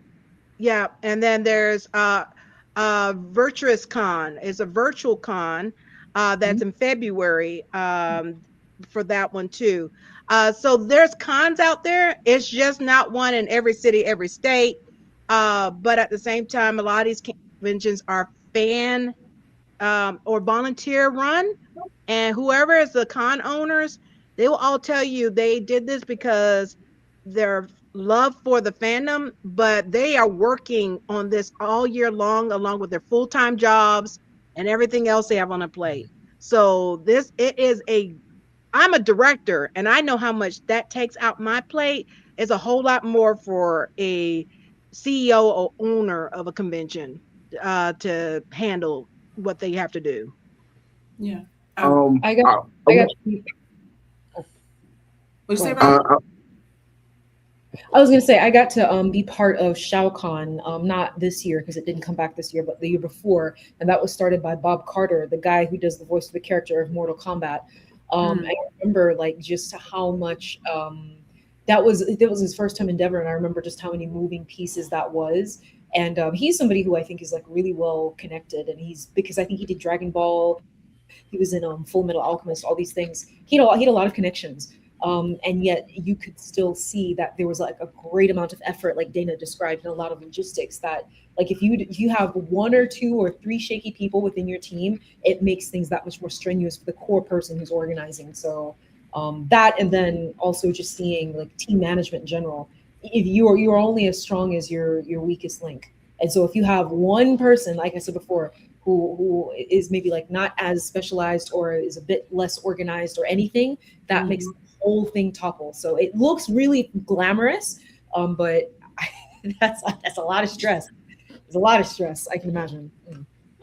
I want to just add to what Dana was saying and a little bit to what RJ was saying. The logistics of running a con is a nightmare. The more I do press and kind of get behind the scenes access and get to talk to some of the people that not only the volunteers but the higher ups that actually run the con. And then working with Tony Cade, owner of Atlanta Sci-Fi Fantasy Expo, and being a staff volunteer there this year. Rangers Stop and Pop and seeing how they switch ownership from Karen and the kid to now the new owner. I've learned a lot about how cons are operated. The con that was supposed to happen, the Urban Nerd Con. So much goes into running a con. If you don't have the money, if you don't have the personnel, the right personnel, if you are too stubborn to listen to the free advice that the entire city of Atlanta was trying to give you, your con is going to fail. You need to have your venue locked down so that way you don't have to cancel and reschedule on the day before the con. Your big guests, because without big guests, you're not going to have a headline, if that makes sense, or a main event, the thing that's going to draw people to want to come to your con, or a good team. Fan cons are really good, but fan cons rely a lot on volunteers, people who don't get paid to sit there and have to deal with getting yelled at because of miscommunications. So you have to really have a strong team or a core together. And like Dana said, you have to build. You have to start small and build. All these cons that are big name cons didn't just start big. They all started somewhere. I'm a firm believer in saying this, that the city of Atlanta needs a Black Nerd convention. We were supposed to have that with the Urban Nerd Con. There was another con that was around for about 5 years, but they couldn't make it. Even ASFE, even though it is a Black-owned con, Tony Cade has expressed that he wants to make sure that it's a con for everybody. But we do need a con specifically for us in the city of Atlanta, like a Blerd Con in Alexandria, like a Dream Con in Houston. It only makes sense. Atlanta is like Wakanda. Why don't we have a con for us? We call it Wakanda. Wakanda. Ooh, that's a good idea. But also, Well, there was a like, con that was named that, and it didn't last more than 2 years. Oh, okay. Oh, wow. Yeah. For Yeah, real, it was. that should be Yeah, one. the I'm honestly shocked logistics shut that down. Sorry, but no, I'm honestly kind of shocked that Atlanta's never really had, unless it has been, there hasn't been one. Yeah, I'm surprised there hasn't been one like similar DreamCon or BlerdCon here in Atlanta. Like you would think that would be the spot for it. There was another convention. It was like every 2 years that it would go on, but the demands of the convention, the person who owned it had to take a step back because they're also a writer and author along with some other stuff, and they just couldn't do the balance. And I know someone asked, was like they were surprised to hear about Karen not running Ranger Stop and Pop Atlanta anymore, and it's same thing. You know, they tried and they were doing their best with the convention for Karen and Nakia, but the demand on their acting and voice acting schedules, along with convention guest appearances that they're supposed to make, it was very hard, and they decided, hey, we need to find someone else to, you know, to purchase this con from us, and they did. That's unfortunate. That's kind of sad. It is. Yeah. Because We it could sounds like also- we just can't do it. But it's so weird because when we do go to MomoCon, Dragon Con, AWA, there's so many of us. So that's kind of wild. Now that does bring me up to this. I did see Unbalanced Mind mention, like, in between cons, are there like any meetups and things like that for us? And I'm not sure where Unbalanced Mind is in this wonderful country called America. Quotations. If you're in Atlanta, Beltline Cosplay, please follow Beltline Cosplay. They religiously do meetups, park photo shoots, trap sushi events. You name it. Usually after every con, they host some kind of after party. I don't remember seeing one for AWA this year, but definitely they do one for like MomoCon. Atlanta Sci-Fi and Fantasy Expo, that's coming up. It's a small con. Please support your small cons, because if you want like a really good, unique, like a con experience, small cons is where to go, because like there's no walls, there's no barriers. It's you, it's that guest at their table. You know, just go for it. Just have that experience. And then like smaller cons are really more community based and more community focused. So you get to meet people, like people who work for the Georgia Game Developers Association, people who do cosplay. I know Cosplay Your Way will be at ASFP this year. All of us will be at ASFP this year. So support your local cons, not just the bigger ones. Support your local community events. I know community centers will hold local events and things like that.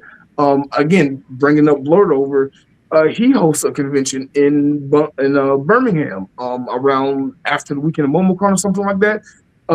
Check out places out of state. Just there are places for us. We're doing things. You might have to travel. You might have to spend some money, but every ounce of support you can give helps the community grow, so we can get to the bigger and better things, like having a BlerdCon in Atlanta.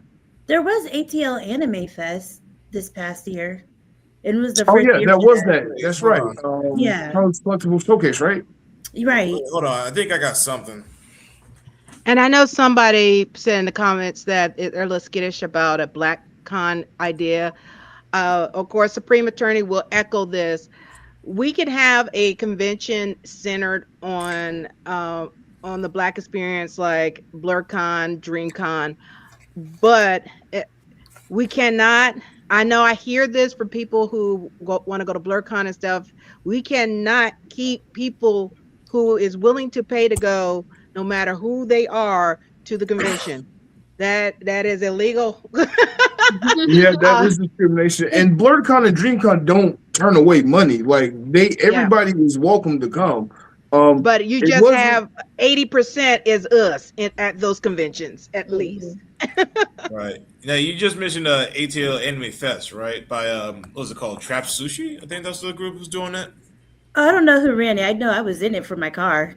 Yeah, presented by because I got a flyer from them. I think was it on Friday or Saturday? It was one of those, and they posted it, so it could be something. Yeah, it could be a blurred version of that. The only thing I hated is once you go in, you're not allowed to leave. Oh wow! Wait, yeah, what? And we didn't know that.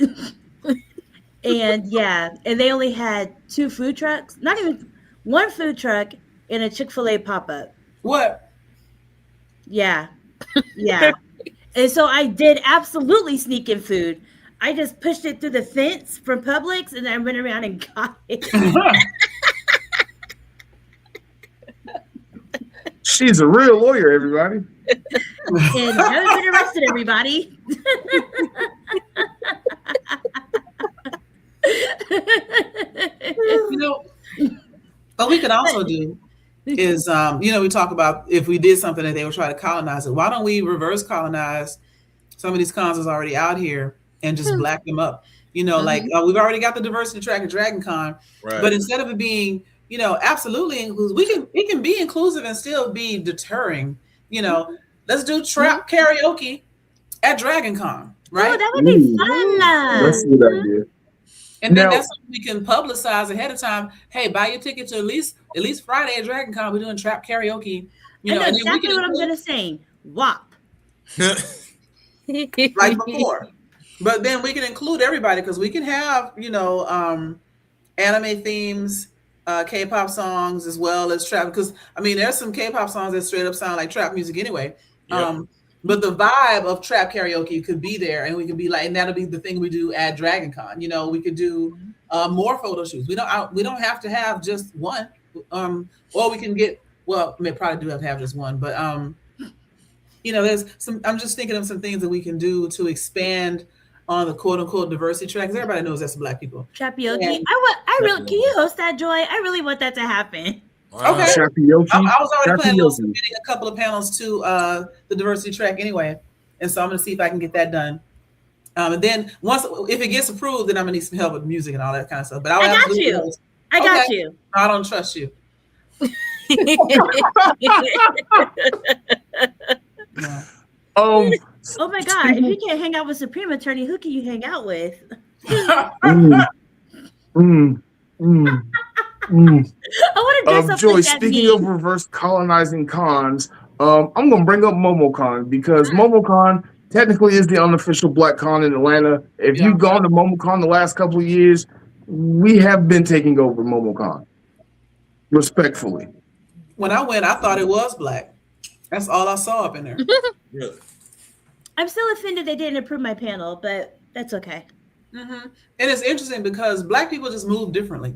There's things that we are, regardless of your level of nerddom or level of like hood or whatever your Blackdom is, you recognize other facets of Black life when you see it. And so it doesn't faze us to hear people yelling in the hallway. It doesn't faze us to be twerking in the corner. It doesn't faze us to do those kind of things. But some people are like, oh, clutch the pearls, like, yo, y'all. But then they want to come over there. Like, Because grow we're- up. Oh my God. I still find it so fascinating that the world loves blurred Black culture as long as it ain't us in it, it's them. I find that so fascinating. I could talk for another 3 hours about that, but I don't want to. But Oh my God, let's talk about my favorite subject, me. So my panel was amazing, and I didn't see it, but somebody took a picture of it, and there was like standing room only for my panel, and I am shocked because I don't think we've ever had that many people. And there were Your panel was 600. deep. It was. When I did this one time, I was like, oh my God. And then went back to character. So that was really shocking. We didn't even talk about Shao Tucker, so go me. So now that we're done with my favorite subject, we can move on. Okay, thank you. Oh, wait, back to me. So I did build my car there. Oh, yeah. Show the car pictures. There's a ton of those. All Might is going to jail. He's a whole terrorist. All Might is a terrorist. Yes. How are you going to let a little kid eat your hair knowing that All For One is going to come after you? That's a terrorist. Because he literally knew that All For One was going to go after this kid because anybody who has that power. So that's child endangerment, but that's not a terrorist. He is a terrorist. Right. Yes, because he brought a terrorist straight to Deku's door. That's not a terrorist, though. How is it not? He That's was not. causing terror. So the other guy's a terrorist. Yeah. But All Might brought the terrorist to his door. So, I you- mean, he's terrorist adjacent. Is that better? Terrorizing. How about that? Okay, he's terrorizing. He endangered children. He is child endangering person. Yeah, as a whole terrorist. Right. He was helping the terrorists win because he was like, He was screw not an helping. adult. We're going He to get a was trying. child to protect it. Yes, we're trying to pull up the car. Not James talking about stop. I mean, is there any ever stopping me? No. So, Angie, tell me about the experience of having your car in the Itachi Car Show at AWA, because you had to actually drive in position and drive out. And I heard you got tagged. Somebody tagged you while your car was in the car show. Let's talk about that. So somebody was trolling some of the cars, and I don't know how they picked it, but certain cars they slapped a sticker on it that said Georgia EPT. So I had a food stamp on my car. So, if you how can I phrase this? If you know what the Georgia EBT card looks like, it's green with the peach and has Georgia on it. Yeah, it was that stamped underneath her car. And my mind went there, obviously, but after she explained it, I was like, oh, so this just happened to everybody randomly. Okay. Yeah.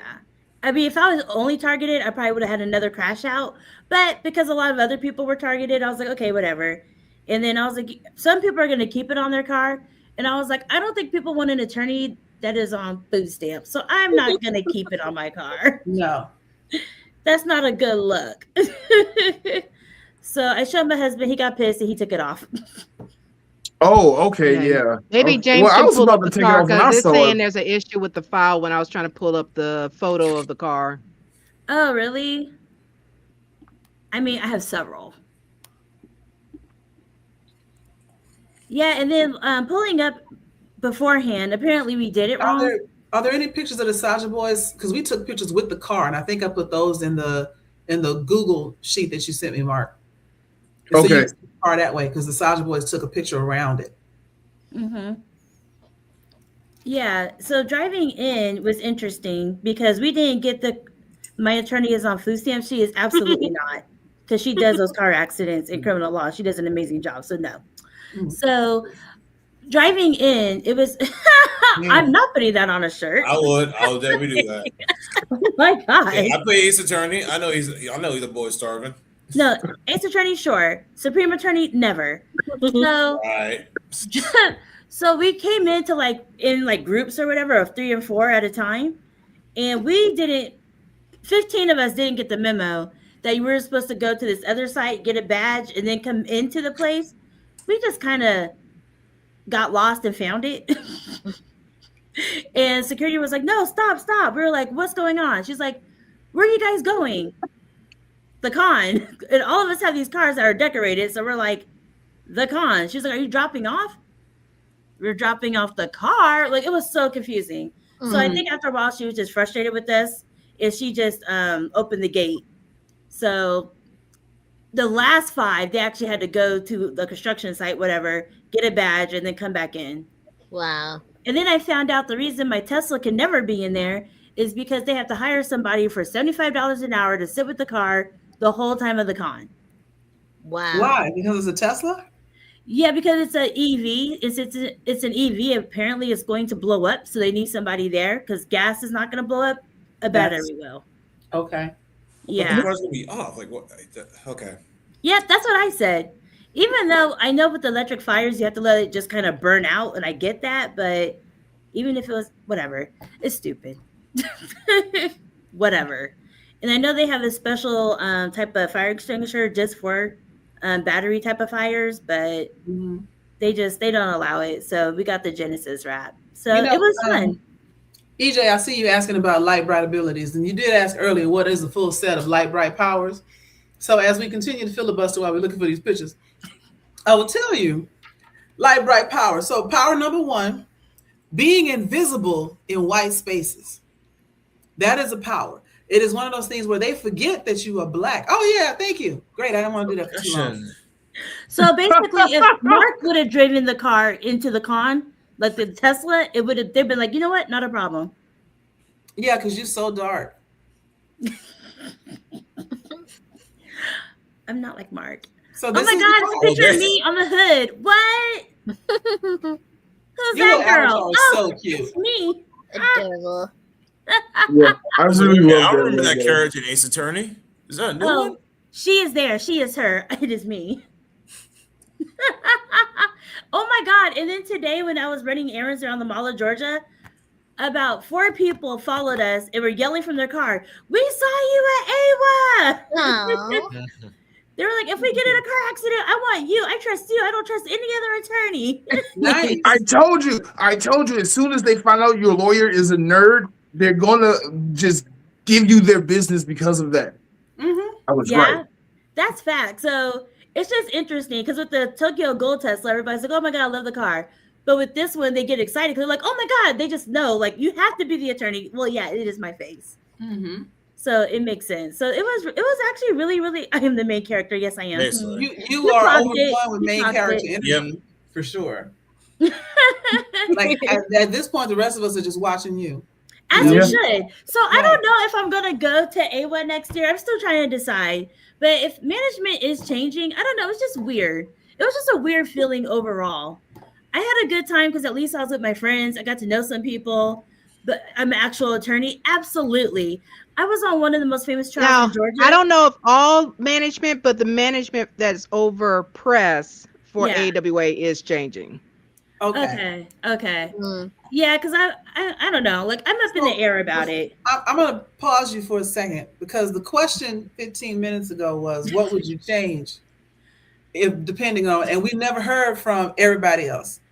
So, I didn't even say 15 anything. minutes ago. That was like an hour ago.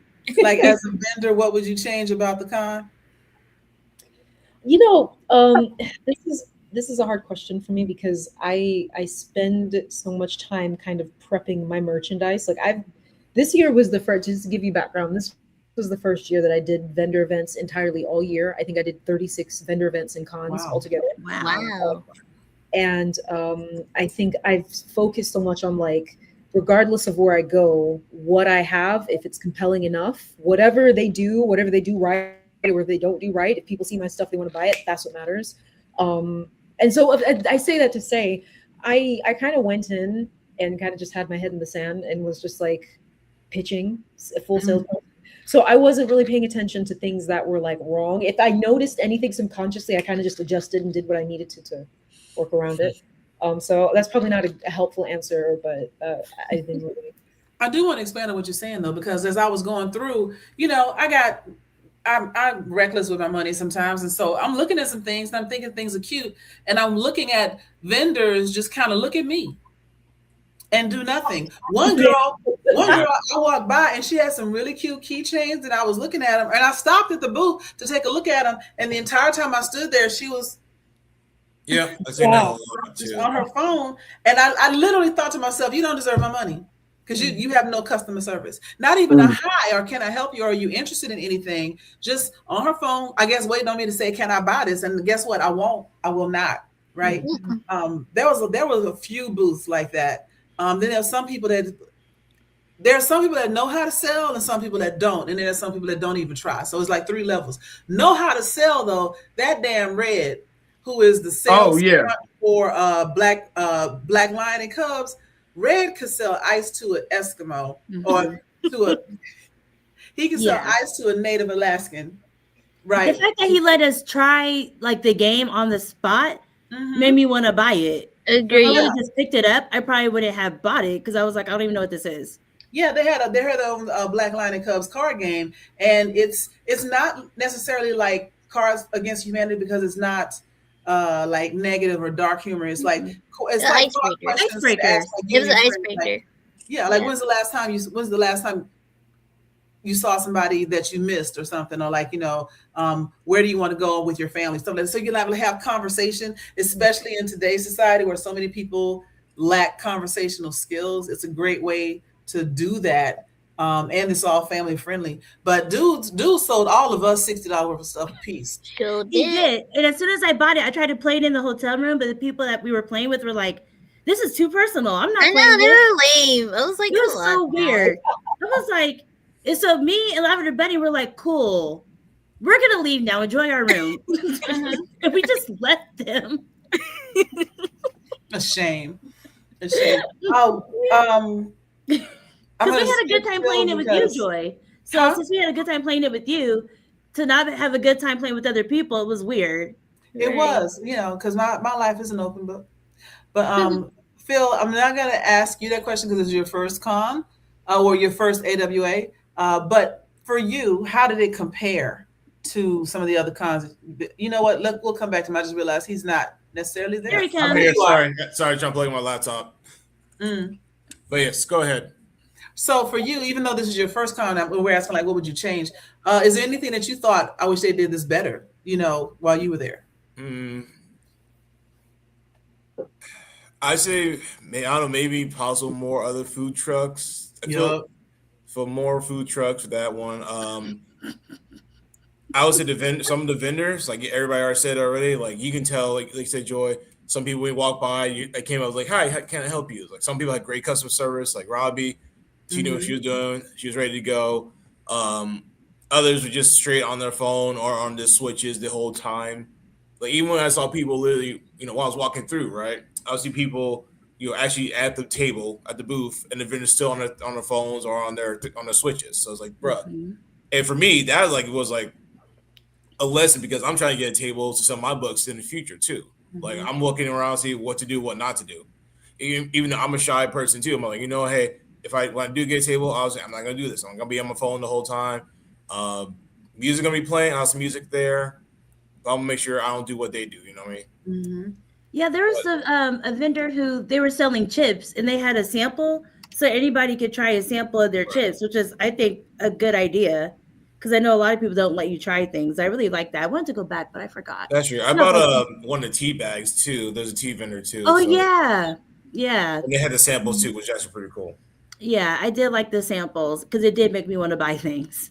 Yeah, it's and I saw somebody say a lot of cats at these places are socially awkward. I'm not gonna let them get away with that because if you made a product to sell, you should have a plan on how to sell it. If you are yourself socially awkward, get one of your every introvert has an extrovert friend that won't leave them alone. Get that extrovert friend to be your salesperson, right? Exactly, because I'm an introvert, so I have an extrovert help me all the time. Right, and I'm an introvert, but I'm also a salesperson. I have accidentally sold stuff for people just from standing there talking about it with other people that walk up. Yeah, so you can find someone that knows how to move products, right? If you're there for that, and if you're there with something that you have a passion for, like if you're just selling, stickers that you yourself got from AliExpress, you probably don't have a lot of skin in the game. But if you're doing something that is your art, your passion, your heart, then you should want to tell everybody about it all the time. Yep. And that should be bringing people that energy of, I'm so proud of what I made, like RJ, should be bringing people to your booth. We could barely get her interview done because folks was lined up. I was like, we stopping business. She's trying to make money. Let's hurry this up, Yeah, we was holding you up from progress. I'm sorry. I know we stopped by RJ. She has stickers. See? Stickers. She's got stickers, y'all. So if you want stickers, she got stickers. Yeah, and she has keychains too, because I got some keychains, magnets. I bought it. Yes, I kept the magnets. I will give away one. Look at that keychain. And the package too. I want to get the package, so I'll admit that. And then next year I'm gonna have some candies. You got some what? Candies. Yes, she committed perjury. Laying under oath. I don't know what he's talking about. I have no clue what he's talking about. It's fine. I would say there's so many good ones, but definitely I would say my favorite non-black cosplayer was okay. This is a throwback. Have you seen? If you remember the show, the Amanda Show on Nickelodeon? Yep. Yes. One of the characters, what's her name? Penelope. Yes. Did AmandaPlease.com. Yes. This one more girl did. I'm like number one for sure. And then my other favorite one was this guy who was cosplaying Luffy. He had a inflatable going Mary. I saw him. Which was pretty good though. I But thought definitely for sure. Blerd cosplay. My number one pick was Seto Kaiba. That was my favorite. I gave him my best cosplay of the AWA award. My favorite was Pimp Named Slipback. Oh, your Pimp Named Slipback. Oh yes. Him and I don't know the character's name. Y'all probably know him. It's from Gachi Yakuta. He has the really long brown dreads. And we actually talked to them while we were at the Black Geese photo shoot. And so we were like, how did you do your hair? Because his hair was actually made of like felt. And he was like, my mom sewed it for me, and then I Mhm. just added the decorations myself, and I was like, it was so neat and beautiful. It was just amazing. That was my favorite. And I kept seeing him around the con. I was like, yay, there he goes again. He did look really good. Oh, another one I liked was the Powerpuff Girls. I saw a group of black women dressed as Powerpuff Girls and Princess. Oh, I did Princess. not was see actually that. really good. My favorite cosplay was the Soldier Boys because we killed it. Yes. Yeah, y'all did. That's Y'all me. did. Darth Vader Samurai. That was actually Oh really good. yeah. Mhm. Yes. Oh, Yeah, my Come bestie, in. one of my Brother dressed friends as is that. Eggman. That was fire. I know who that was. Yeah, big shout out to Komi Kun cosplay. You killed it with that Darth Vader samurai look. Right. But my other favorite one I saw was this couple. One was cosplaying as Levi, but as a Christmas themed elf, which was pretty good. I missed that. I saw someone dressed as Tengen Uzui, but like Christmas themed. I like that. That's cute. Nice. Mm-hmm. Now, who else did I see that I actually liked? I know the next thing he on was your at mouth should be the Soldier Black Boys. Geeks photo shoot, but I saw him at one of the panels. It was a black cosplay. He was dressed as Yusuke from Yu Yu Hakusho, and Yes. he had the whole look. He even, if you told him to pose, he had the spirit gun, and it lit Nice. up the light Yes, and I saw that. everything. Oh yeah, I saw That that. was actually Okay. pretty good. I didn't see Oh, we that gotta one find a picture either. of that one. I know that was in the I have a Google. picture of the Yusuke. Hold on, let me find it. If Oh, you, my I'm other down favorite to one if was, you follow the Blerd Explorer, he's got all that. You put up a lot of those pictures on did. your Yeah, recent yeah. stories. And also I got another one. The Grinch. This black couple. One of was playing this one brother's cosplaying as Jim Carrey's Grinch. That was really good. Right, and his wife was like an elf or something, right? Something like that. Yeah. The love interest Or from there. Mrs. Claus. Mm-hmm. Who else did I see? But yeah, those are really good. I definitely see a lot of My Hero Academia too, for sure. Yeah. Mm. And someone else was really committed to the cosplay. You know, they got exploding grenade arm things for Ooh, nice. Kachin. I saw I Mhm. can't never remember her name, but pink floaty girl. Uraka. Yes. I Yeah. saw somebody with her entire like hoof shaped boot, and I was like, that's a whole lot of 3D printing right there. Like it was So good. is. Oh, there you go. Yeah, that was him. Yeah. Oh, I know him. I did see him. We saw him when we went to see Tony Weaver. I saw That's him what like it is. Okay. I was like, I know I saw him. Okay. I didn't know he Oh. had the spirit gun though. I didn't know he had it either. That's cool. But Yeah. still Oh, cool. wait. So everyone got pictures of Tony Weaver? Not I me. got a picture of him. I did. Not me. Did. So fun fact. CCS, they had Artist Appreciation Day, and I was there, and the vendors I was with were talking, and they said, "Oh, there's an influencer here. It'd be so cool if he came by our table." And they all like dispersed, and I was there at my table by myself. And who comes walking by? Tony Weaver. And of course, I recognized. I was like, "I know you from Instagram," and he was like, "I'm so sorry about that." And I was like, He's so sweet. I was like, "You want a picture?" He said, "Yeah." So we take a picture, and as he walks away, someone walks up to my table, and I do a little card transaction with my phone.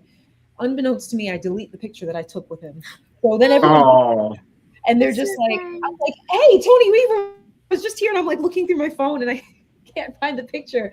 And I saw him at AWA, and he was like, "Oh, it's you again." I said, "Yeah." So we just like waved to each other. He just, yeah, but I don't Aw, have. You got to get another picture with him. Yeah. I totally do for it. sure. He is so Yeah. oblivious to how famous he is. He's like he doesn't realize Right. that everybody knows him. Like he was just standing outside, with everybody else, with all of us peasants, right? Like, Mhm. hey. And I took a picture with him, people taking selfies. He's like, sure, and everything is fine. And I was like, can I give you a hug? He's like, yes. I gave him a hug and everything. And I'm like, you should have security. I should not have been able to get that close to you. Right. He's not standoffish at all. No, he's really sweet. And that was really cool because I know sometimes it's kind of like, why are you talking to him? Like, oh, my bad. Right. Like, you Or were really another, personal. I saw the legendary couple Afro Cocoa Puffs in Sex Kage.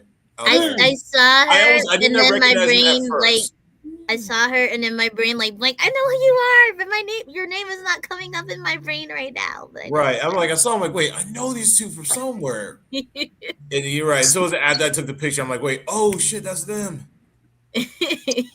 So I forgot where I was going. I was going up the escalator to the second level, and out the corner of my eye, I see Six trying to sneak up behind me. So he snuck up behind me and took my hand and like squeezed my hand, and I just like looked at him like, bro, I saw you running from the dance, from the Blerd table dancing to come up and do this. So yeah, that was dope. But shout out to Afro Cocoa Puffs and Six Rakage 6. Congratulations on the nuptials over the summer. Yes. Cosplay Miss royalty Hanada right there. isn't black. Yes. Bang. Oh, and I That used is my the bang it song. on the counter reference too in the photo shoot. I was Yes, like, if you bang it on the counter. if you got dried up seasonings in your cabinet and you gotta bang it on the counter, get up on the stage, and everybody started laughing. So shout out to them. You guys use seasoning? You don't cook, I'm so just you kidding. You don't cook, son. Get out. She's instigating. Don't listen to her. Don't let it to you. I'm just kidding. She Or would am just I? set it on fire. I haven't seen nobody set seasoning on fire before. You know what? Bounce Run, that's a good point. I like that too. Like, I respect the people who they don't realize they're a celebrity and don't let it get to their heads. Mm-hmm. Yeah. Mm-hmm. Oh, Folks, You know, Dana if you just James. go ahead and start a fire, you don't need the seasoning because the fire will season it to perfection. no, because Yes, I was there yes, for yes, that. yes, yes, I was there yes, for that. yes. Lulu was strong with this one. Dana, could you pull up the Renee video that you shot from the Black Geek shoot? The chant Black Cosplayers Rock. Hold on. oh yeah, I love that one. I love that chant. It's so great. That's my favorite part. That's honestly my favorite part. Whenever I go to it, I'm like, yes. Yeah, I'm trying to make it my thing, like Lee from Dr. Lost. Where is it under? It should be on. It should be Is it in under Lavender your folder or Bunny's. my folder? It should be in Lavender Bunny's folder. Okay. Because I had downloaded it and just put them all up there together. Mm. But I'm trying to get it to be my thing because Dr. Lost Photo Lab, he has Black Heroes Matter. Some other people have their thing, so I'm trying to get Black Cosplayers Rock on beat. Which video is it? Because there's 5 videos from the photo shoot. Which one is it from Renee? That one I'm not sure. Hold on, let me We'll double watch check. whatever one you pull up. Yeah, that one. Okay, I'll pull that one. I'll pull up one of Should be them. about Hopefully 30 it's the one she's seconds long. looking for. But yeah, that whole on beat thing is a struggle. It is. I think we have traded a little bit of intelligence and like genius, and the trade-off was a little bit of rhythm. So we're smarter, but maybe not as rhythmical. I That's don't know. not funny. Why is that funny? The Black Geeks of AWA isn't inclusive. We are inclusive. That much is true. So yeah, there were people that were behind me. It was like, oh, we don't want to intrude on the Black cosplayers doing their thing. And I was like, if you don't get your backstab up there on that stage and Right. get your picture taken. Right, because even if you weren't in cosplay at the moment, you Black, so Right. you halfway there. Get up in the picture. Right. Even if you just had on a T-shirt that said, I don't know, anime, whatever. Get in here. So when you do this next time, Marc, I'm gonna have to be there so I can jump in.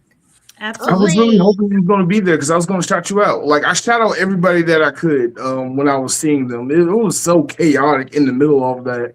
A lot was going on in that 45 minutes we was doing that photo shoot. Well, it was only 15 minutes for us.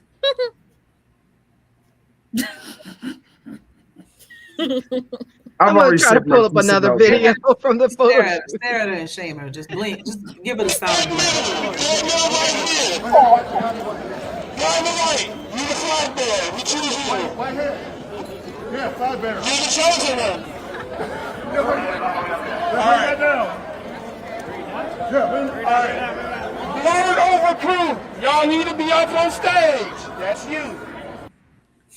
Yeah, so it's that crowd, except they're saying Black cosplayers rock. Black, imagine that. See those people on like a 1.5 beat, because it'd be like black cosplayers rock, and you would hear like this extra clap every now and then, like, who is that? That's what happened when I did it at MomoCon, when we did the Black Geek shoot outside, and everybody was just like, just could not get it. So when we did it inside the next day with Micah's group, he was like, no, we're doing it church. He had to clap on beat, and we just had to go with it. I mean, I could keep the beat. What was that look for? No, you can't. This out. You and me Right. both. Thank can't. you. Thank you, Phil. You lying to say you lying to us. No. We're taking that. I was just trying to Unseasoned, volunteer we're my cooking, and on meat. services. It's okay. We all got weaknesses. I don't have any weaknesses. What? Okay. EJ said he'll watch all 5. Like, he just wants to see. You know, the more you play, the more chance you have of it being the right one, because you know you're down to 1 out of 3 Right. at the moment. So give it one more shot. Put it all on red. See if we can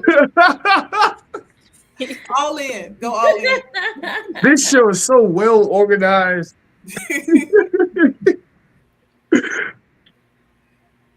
Yes, you can keep something. A beat. I know. Mhm.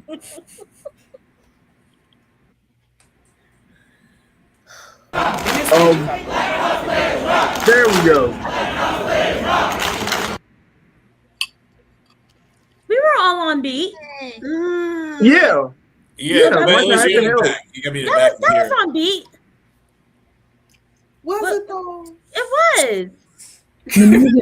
The music Are teacher you and supposed heard the Fuck you, slight. boys. Like, Thank you, Robbie. The slight look. Right, it was somebody in there was a little early. I'm sure it was probably me. I don't even care. And I was probably the loudest with it too. I do whatever. Probably. Now, I Phil, never who said I are you could select- cosplaying during the shoot? oh, the best house in the world, Hufflepuff house, man, for Harry That's Potter. right.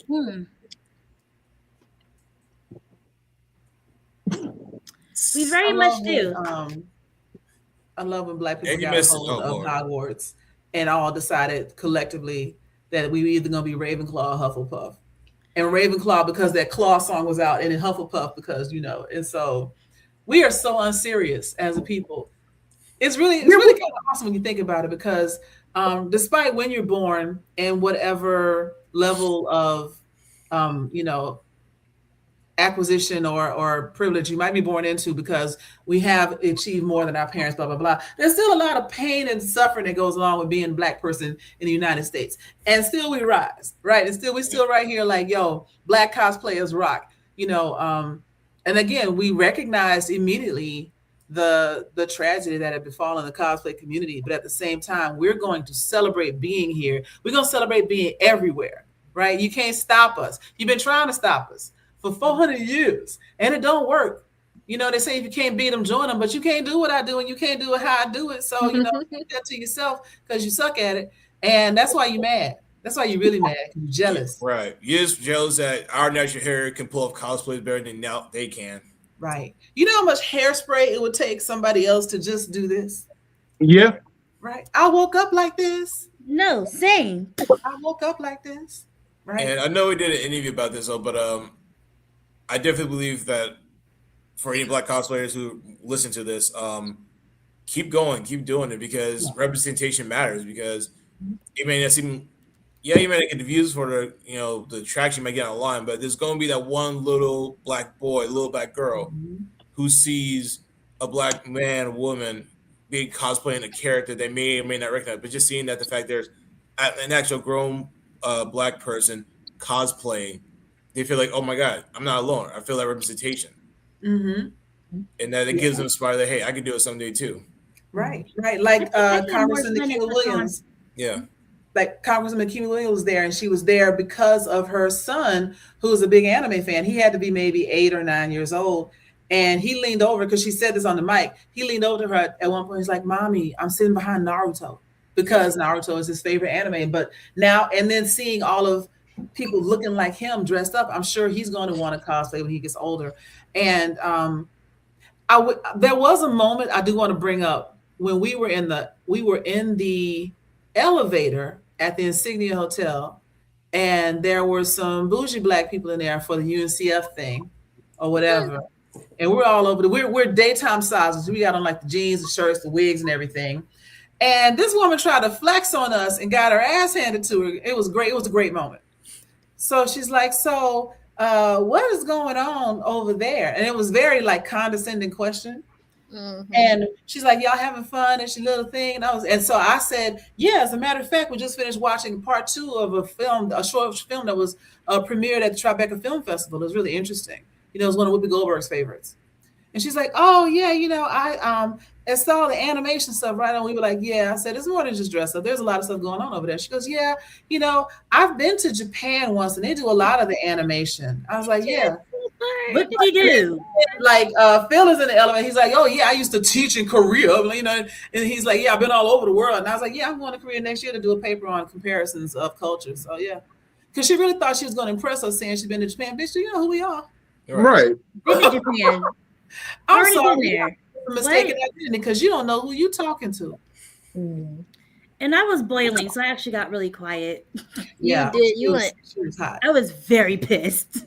Right. Because, yeah, I'm used to getting that condescending tone whenever I talk to anybody in the legal world about, you know, AWA, MomoCon, whatever. Yeah. And they're always like, your panel seems so stupid. Okay, but it still gets packed out, so I guess go off. Right. More than it came to your little talk, right? Right. But I didn't see your CLEs being booked out like that, but okay. So I just want to say everybody can get this smoke, even if you are African American. And I believe that she and I are in the same age range. You just mad because your feet hurt and mine don't. Right. She thought she was bigger than the program. Right. It's funny enough. I actually made a TikTok video earlier today using a clip from Sinners where Sam was talking to his cousin. Is like for a few hours we were free. Do you feel that way? And it's like. And that's how I kind of made that, you know, change the text, right? But I said, like, for a few hours, our people, fellow Blurs, we were free. We got a chance to be authentic, fun selves. Even though sometimes our own people, other Black Americans still look down on us. This is one of the few times, like, going to these conventions, like, we could be our actual selves. We ain't got to be nothing. And even though the white cosplayers, some of them be hating on us, be jealous because we got actual seasoning to our cosplays. Right. It's just that one of those few moments that's like we're free. And again, and shout out to you, Marc, for putting me onto this because of him. It just means other Black cosplayers like Dragon Con. Going to Dragon Con, going to that Black Nerd photo shoot, that Blerd photo shoot, really inspired me the most to get into cosplay. Because again, the representation. And I say this a lot, and I said this in my previous other con videos with DreamHack and Dragon Con. I will say this again tomorrow in my next video. Even though some of my family members and friends think I'm crazy for coming back to America doing these crazy ass times, and rightfully so, but it's just, and I tell them this is why I came back, because are there other blurs in Korea and Japan? Absolutely, but the difference is over there you don't know who's staying or who's going, whereas say here when I go to Dragon Con, AWA, or any other future cons, it's like a big old family reunion, right? For the weekend, I can see all my cousins, right? And then we just go home like, hey, love you, see you at the next one, right? And that's like community aspect. Like I can't get that overseas. Can I get it? Yes, but over there, it's not the same. Yeah, it's just not the same. We got some comments from Unboundless Minds in here that said, you know, I'm going to cosplay as a wrestler once I get sexy, which could be like in a century. Do me a favor, Dana, pull back up the Saja Boys picture of us, if you will. Either that or the video.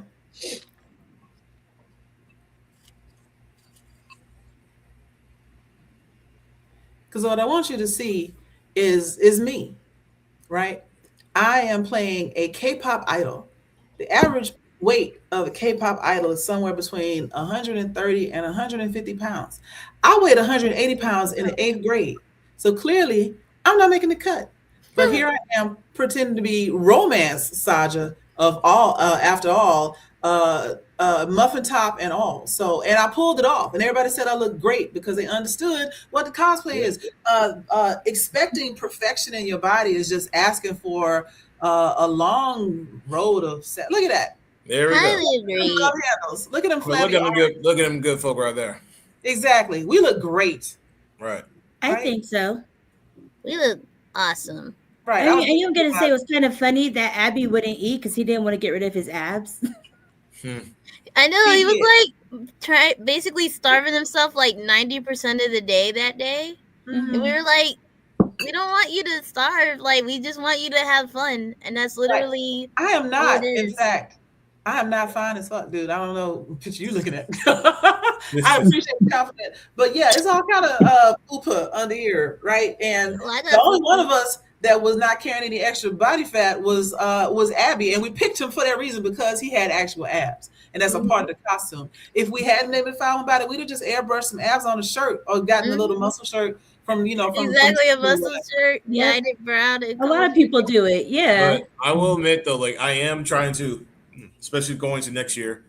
One of the goals I actually want to cosplay. I am going to start a fitness journey, dietary, all that jazz, because I actually want to cosplay as Sagat from Street Fighter 6. For those who don't know, I actually did do practice Muay Thai while I was in Korea too. So and I really want to get back into Muay Thai again because I really enjoy doing that martial art, and I got the eye for it too. So Used to what? I used to kickbox.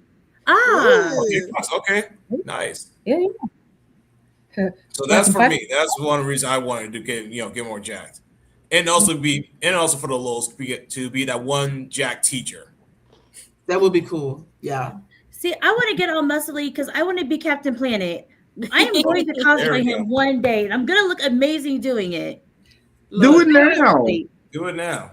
I am planning to bring back a variation and customize my rogue for cosplaying for next year. And I'm already planning the Spanx and the corset because I'm probably not going to lose this fupa, and I'm not going to try real hard to do it. That's what shapers are for. And even with that, I ain't trying to be uncomfortable all day. It's going to be one layer, maybe a little Spanx or something. If the Spanx can't get it shaped right, then you're going to get what you get with this rogue outfit. Right. I actually thought about putting in puff, like the little foam puffs, and making my own 6-pack and just putting it up front. Because why not? I got a jacket on. I don't give a damn. Yeah. I see a lot of people do it, and it actually works. It should work. That's what I was talking to B Cunningham about getting some help from her on how to tailor all this stuff and get it done. So we'll see what it looks like. I'll probably premiere that at Dragon Con. I want to be able to have my Captain Planet done by if I go to AWA. I don't know if I'm going or not. We'll see. And Unbalanced Minds is right. Captain Planet should be a woman because Right? who else is And I trying have so hard it in to my save this head. place? Right? Like I want the corset, I want the bust down, I want it to be dramatic, I want the nails, I want it all. And then every nail could be a different ring, You gonna do the body paint? Yeah, that's why I want to get jacked. Okay. I don't want to put on the thing. I want to be cold. Yeah, you want to be cold, no stockings. Nice. Once again, we have veered so far off from the recap of AWA, and we also passed the 2-hour mark on this stream. So I do want to go around and just say, like, for everybody, as we always do, not only do I want you to tell everybody where to find you online, but also tell them what's the next con you're looking forward to.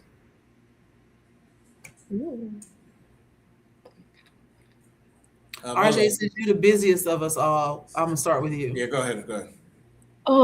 So as per usual, you guys find me on Instagram, the_7_kingdom.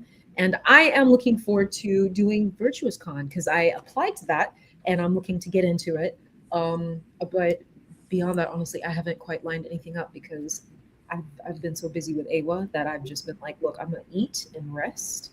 And then after I rest, I'm gonna see what 2026 holds. But definitely Virtuous Con because they didn't actually happen this year. So next year, I understand they're doing that. And the Georgia Indie Book Fair. I'm going to be going to a lot more book festivals. Absolutely. So. Awesome. Nice. Awesome.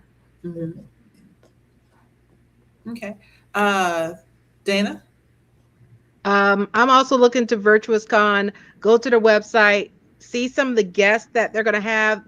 Like, it's a total virtual convention, so you can do it from the convention at your home in your PJs and be able to enjoy it. That's happening in February. Of course, Atlanta Sci-Fi and Fantasy Expo that's happening in March is free to attend. So definitely check them out on their social media's website. There it is. Thank you, Marc, for that. And then, of course, MomoCon in May. That is always a big one. I'm always looking forward to that because, and then, sorry, Blerdcon. I keep forgetting it's moved to March. We got Blerdcon in March, and I would just say that's the first part of the year. I will say that I hadn't planned to go to Blerdcon, but I've never been to Blerdcon before, so I think I You might. gotta go. You Yeah, gotta it's go. like a Geek it it's out. like a black family reunion with a little sprinkle of salt in the Oh, mix. I'm down to be on somebody's press pass. If not, then I can always get my own. But let me I'm know waiting for approval. if you get approval. Let me know. I'll be your correspondent. I'll be your feet on the streets. You know, I love a microphone. Yes. But my big thing next year, and I'm gonna miss MomoCon next year most likely because I'm planning on actually going to Korea. South Korea. I want to do Seoul, Busan, and Jeju in a big like 10-day trip. And actually, I'm also planning to stalk the JYP Entertainment headquarters. That's what Stray Kids is. I don't think they're going to be there when I'm there, but I'm going to take pictures with the building, just so I can say I was there. That's my plan. And matter of fact, And you Seoul. got to go to their restaurants that the boys like to go to by the office. I'm gonna check some of those out too. Soul to Soul is actually the name of the panel I'm going to try and get approved next year for Dragon Con because I want to talk about the similarities between the African American community and everything we've been through, and South Korea and everything that they've been through, and how that has manifested into some parallels that we don't always appreciate. So that's going to be what the whole panel is about. I'm gonna like that. I'm definitely gonna go to that one. I'll check it out. Mm-hmm. Would you like to do it with me, Phil? If I get approved?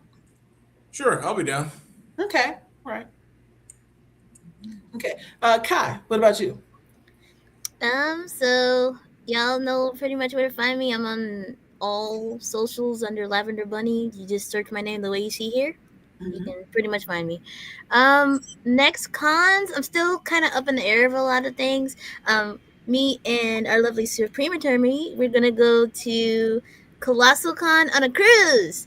So I'm really excited about that because I'd never been on a cruise. I'd never been out the U.S. before, so it's a lot of firsts for me for that. But I think possibly MomoCon. I'm still debating about it, but that'll probably be my next con. And then, of course, I always go to the Georgia Ren Fair. That is a yearly thing that I always do. So I want to go to that. it's so much fun. Right there. I highly recommend it. Just be careful. It's very hot during that time of year. Wait, That's the when what the now? heat begins. So like the August, Georgia Ren Fair. when is it? Like August, July? I believe it's like early. It's between like May, late April or early May. Yeah. Okay. And then I think it lasts till June, like June 1st, like around that time period. Oh, so it's like weeks. It's like just going to be there for like a couple weeks. Like, Yeah, Yeah, it'll it's be like there a for couple few- months that at it least goes a on couple in the months, yeah. hot of Then summer. they travel somewhere Out of else. summer, yeah, and they travel, yeah. Yeah. But yeah, the Georgia one is definitely fun. I go to that every year. Okay. Phil, what about you? Well, like I said, you can find me on TikTok and IG at the Blerd Explorer. You can see my name right there. And again, so my books are coming out: The Black Traveler's Guide to South Korea and The Black Traveler's Guide to Thailand and Siem Reap, Cambodia. I am looking to release them within Q1 to Q1 and Q2 of 2026 this next year. Okay. My goal is I want to get a table vendor so I can sell the books at DreamCon next year, but I gotta get the money for that first. So that's gonna be a challenge on that front. I would love to go to Blerdcon, but again, money problems. I don't think I will not be able to get the funds in time to be able to go, unfortunately. So definitely the one I will, and I really want to go to Blerdcon so badly, but oh well. But definitely the one I'm going to go to for sure, which is both MomoCon, which I've always wanted to go, but never had a chance to go, and of course DragonCon next year for sure. And I do got some cosplays lined up that I want to do next year. I'm definitely going to do Phil more. And I already talked about you guys though, but I'm looking at going as Tommy from Martin.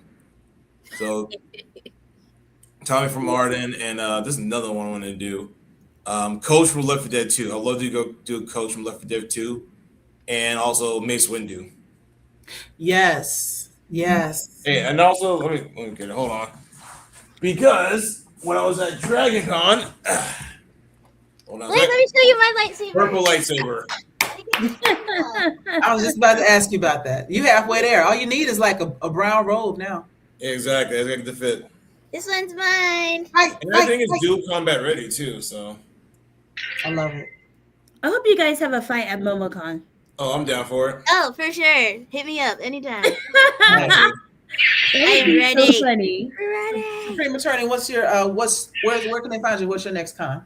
Oh, so I'm Supreme Attorney on TikTok, Instagram, and YouTube. I'm gonna start doing more YouTube videos because it's really fun, actually. The next con, like Lavender Bunny said, it will be a cruise. I believe it's with the Royal Caribbean, and we're going to the Bahamas, and I cannot wait. I'm so excited. I've never been on a cruise where it was anime focused, so that's going to be fun. After that, I'm going to BlerdCon. So that'll be my first BlerdCon. I'm super excited. I didn't get approved for a panel, but I'm still going. And then what else after that? Oh, of course, MomoCon. Even if I don't get a panel, I'm still going because I like MomoCon. It's how, to me, MomoCon means the summer has officially started. And then obviously DragonCon. I don't know about AWA. We'll see. Yeah. And Marc, bring us home, close us out, all the things. All right. So the next con for me is definitely going to be BlerdCon. So again, if you want to help a brother out, get the BlerdCon, become a channel member. Hit that join button below. For low, it's $2 a month. You can help me get to BlerdCon 2026. But then after that, immediately after BlerdCon 2026 is Atlanta Sci-Fi and Fantasy Expo. I am a staff volunteer. Me and Dana will be there doing press media relations. So that's going to be fun. And then because of FIFA, there's a weekend in May that has 3 conventions in the same weekend. And I'm going to do the impossible and cover all 3 as press. Ooh. And then the weekend after that is MomoCon. May is going to be a tiring week. May is going to be so tiring because there's a lot. We both got a lot in May. I don't know how I'm going to cover it because, like, Ranger Stop and Pop, I think Southern Fried Gaming Expo, and FurryCon that I got invited to do press for, all are in the same weekend. But luckily, they're all within the same block of each other. And Ranger Stop and Pop Atlanta is a week before MomoCon. Right, yeah. So yeah, that's gonna be crazy. And then MomoCon, you just have to take time off of work for that one. That's a vacation. And I decided, since I'm a content creator in the city of Atlanta, and the month of June and July is gonna be a desert for geek content, I'm gonna try to do something with the FIFA World Cup and see if I can use my light skin powers to get some press passes to some of those games. We'll see how that works out.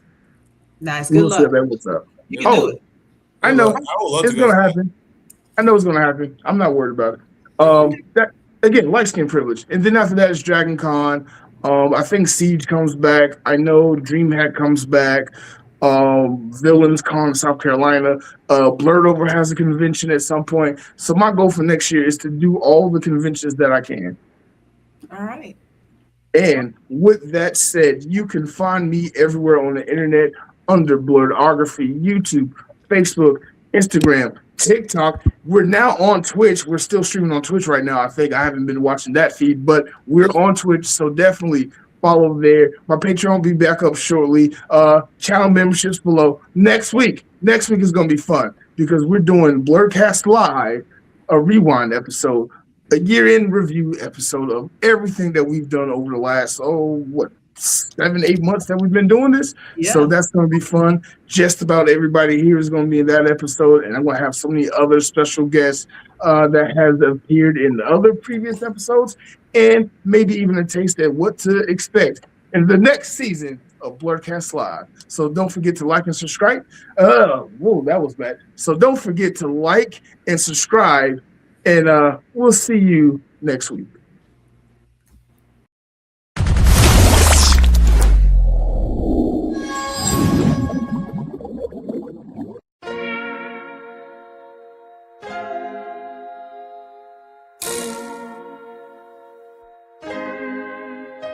So many stories left to tell, even if we have to ourselves. Can keep history on the shelf. If they won't tell it, we will. If this the land of the free, it was a freedom then, when they annexed Hawaii and called it Cedar Lands, without any type of payment and no signing off. Called themselves a republic in 1894.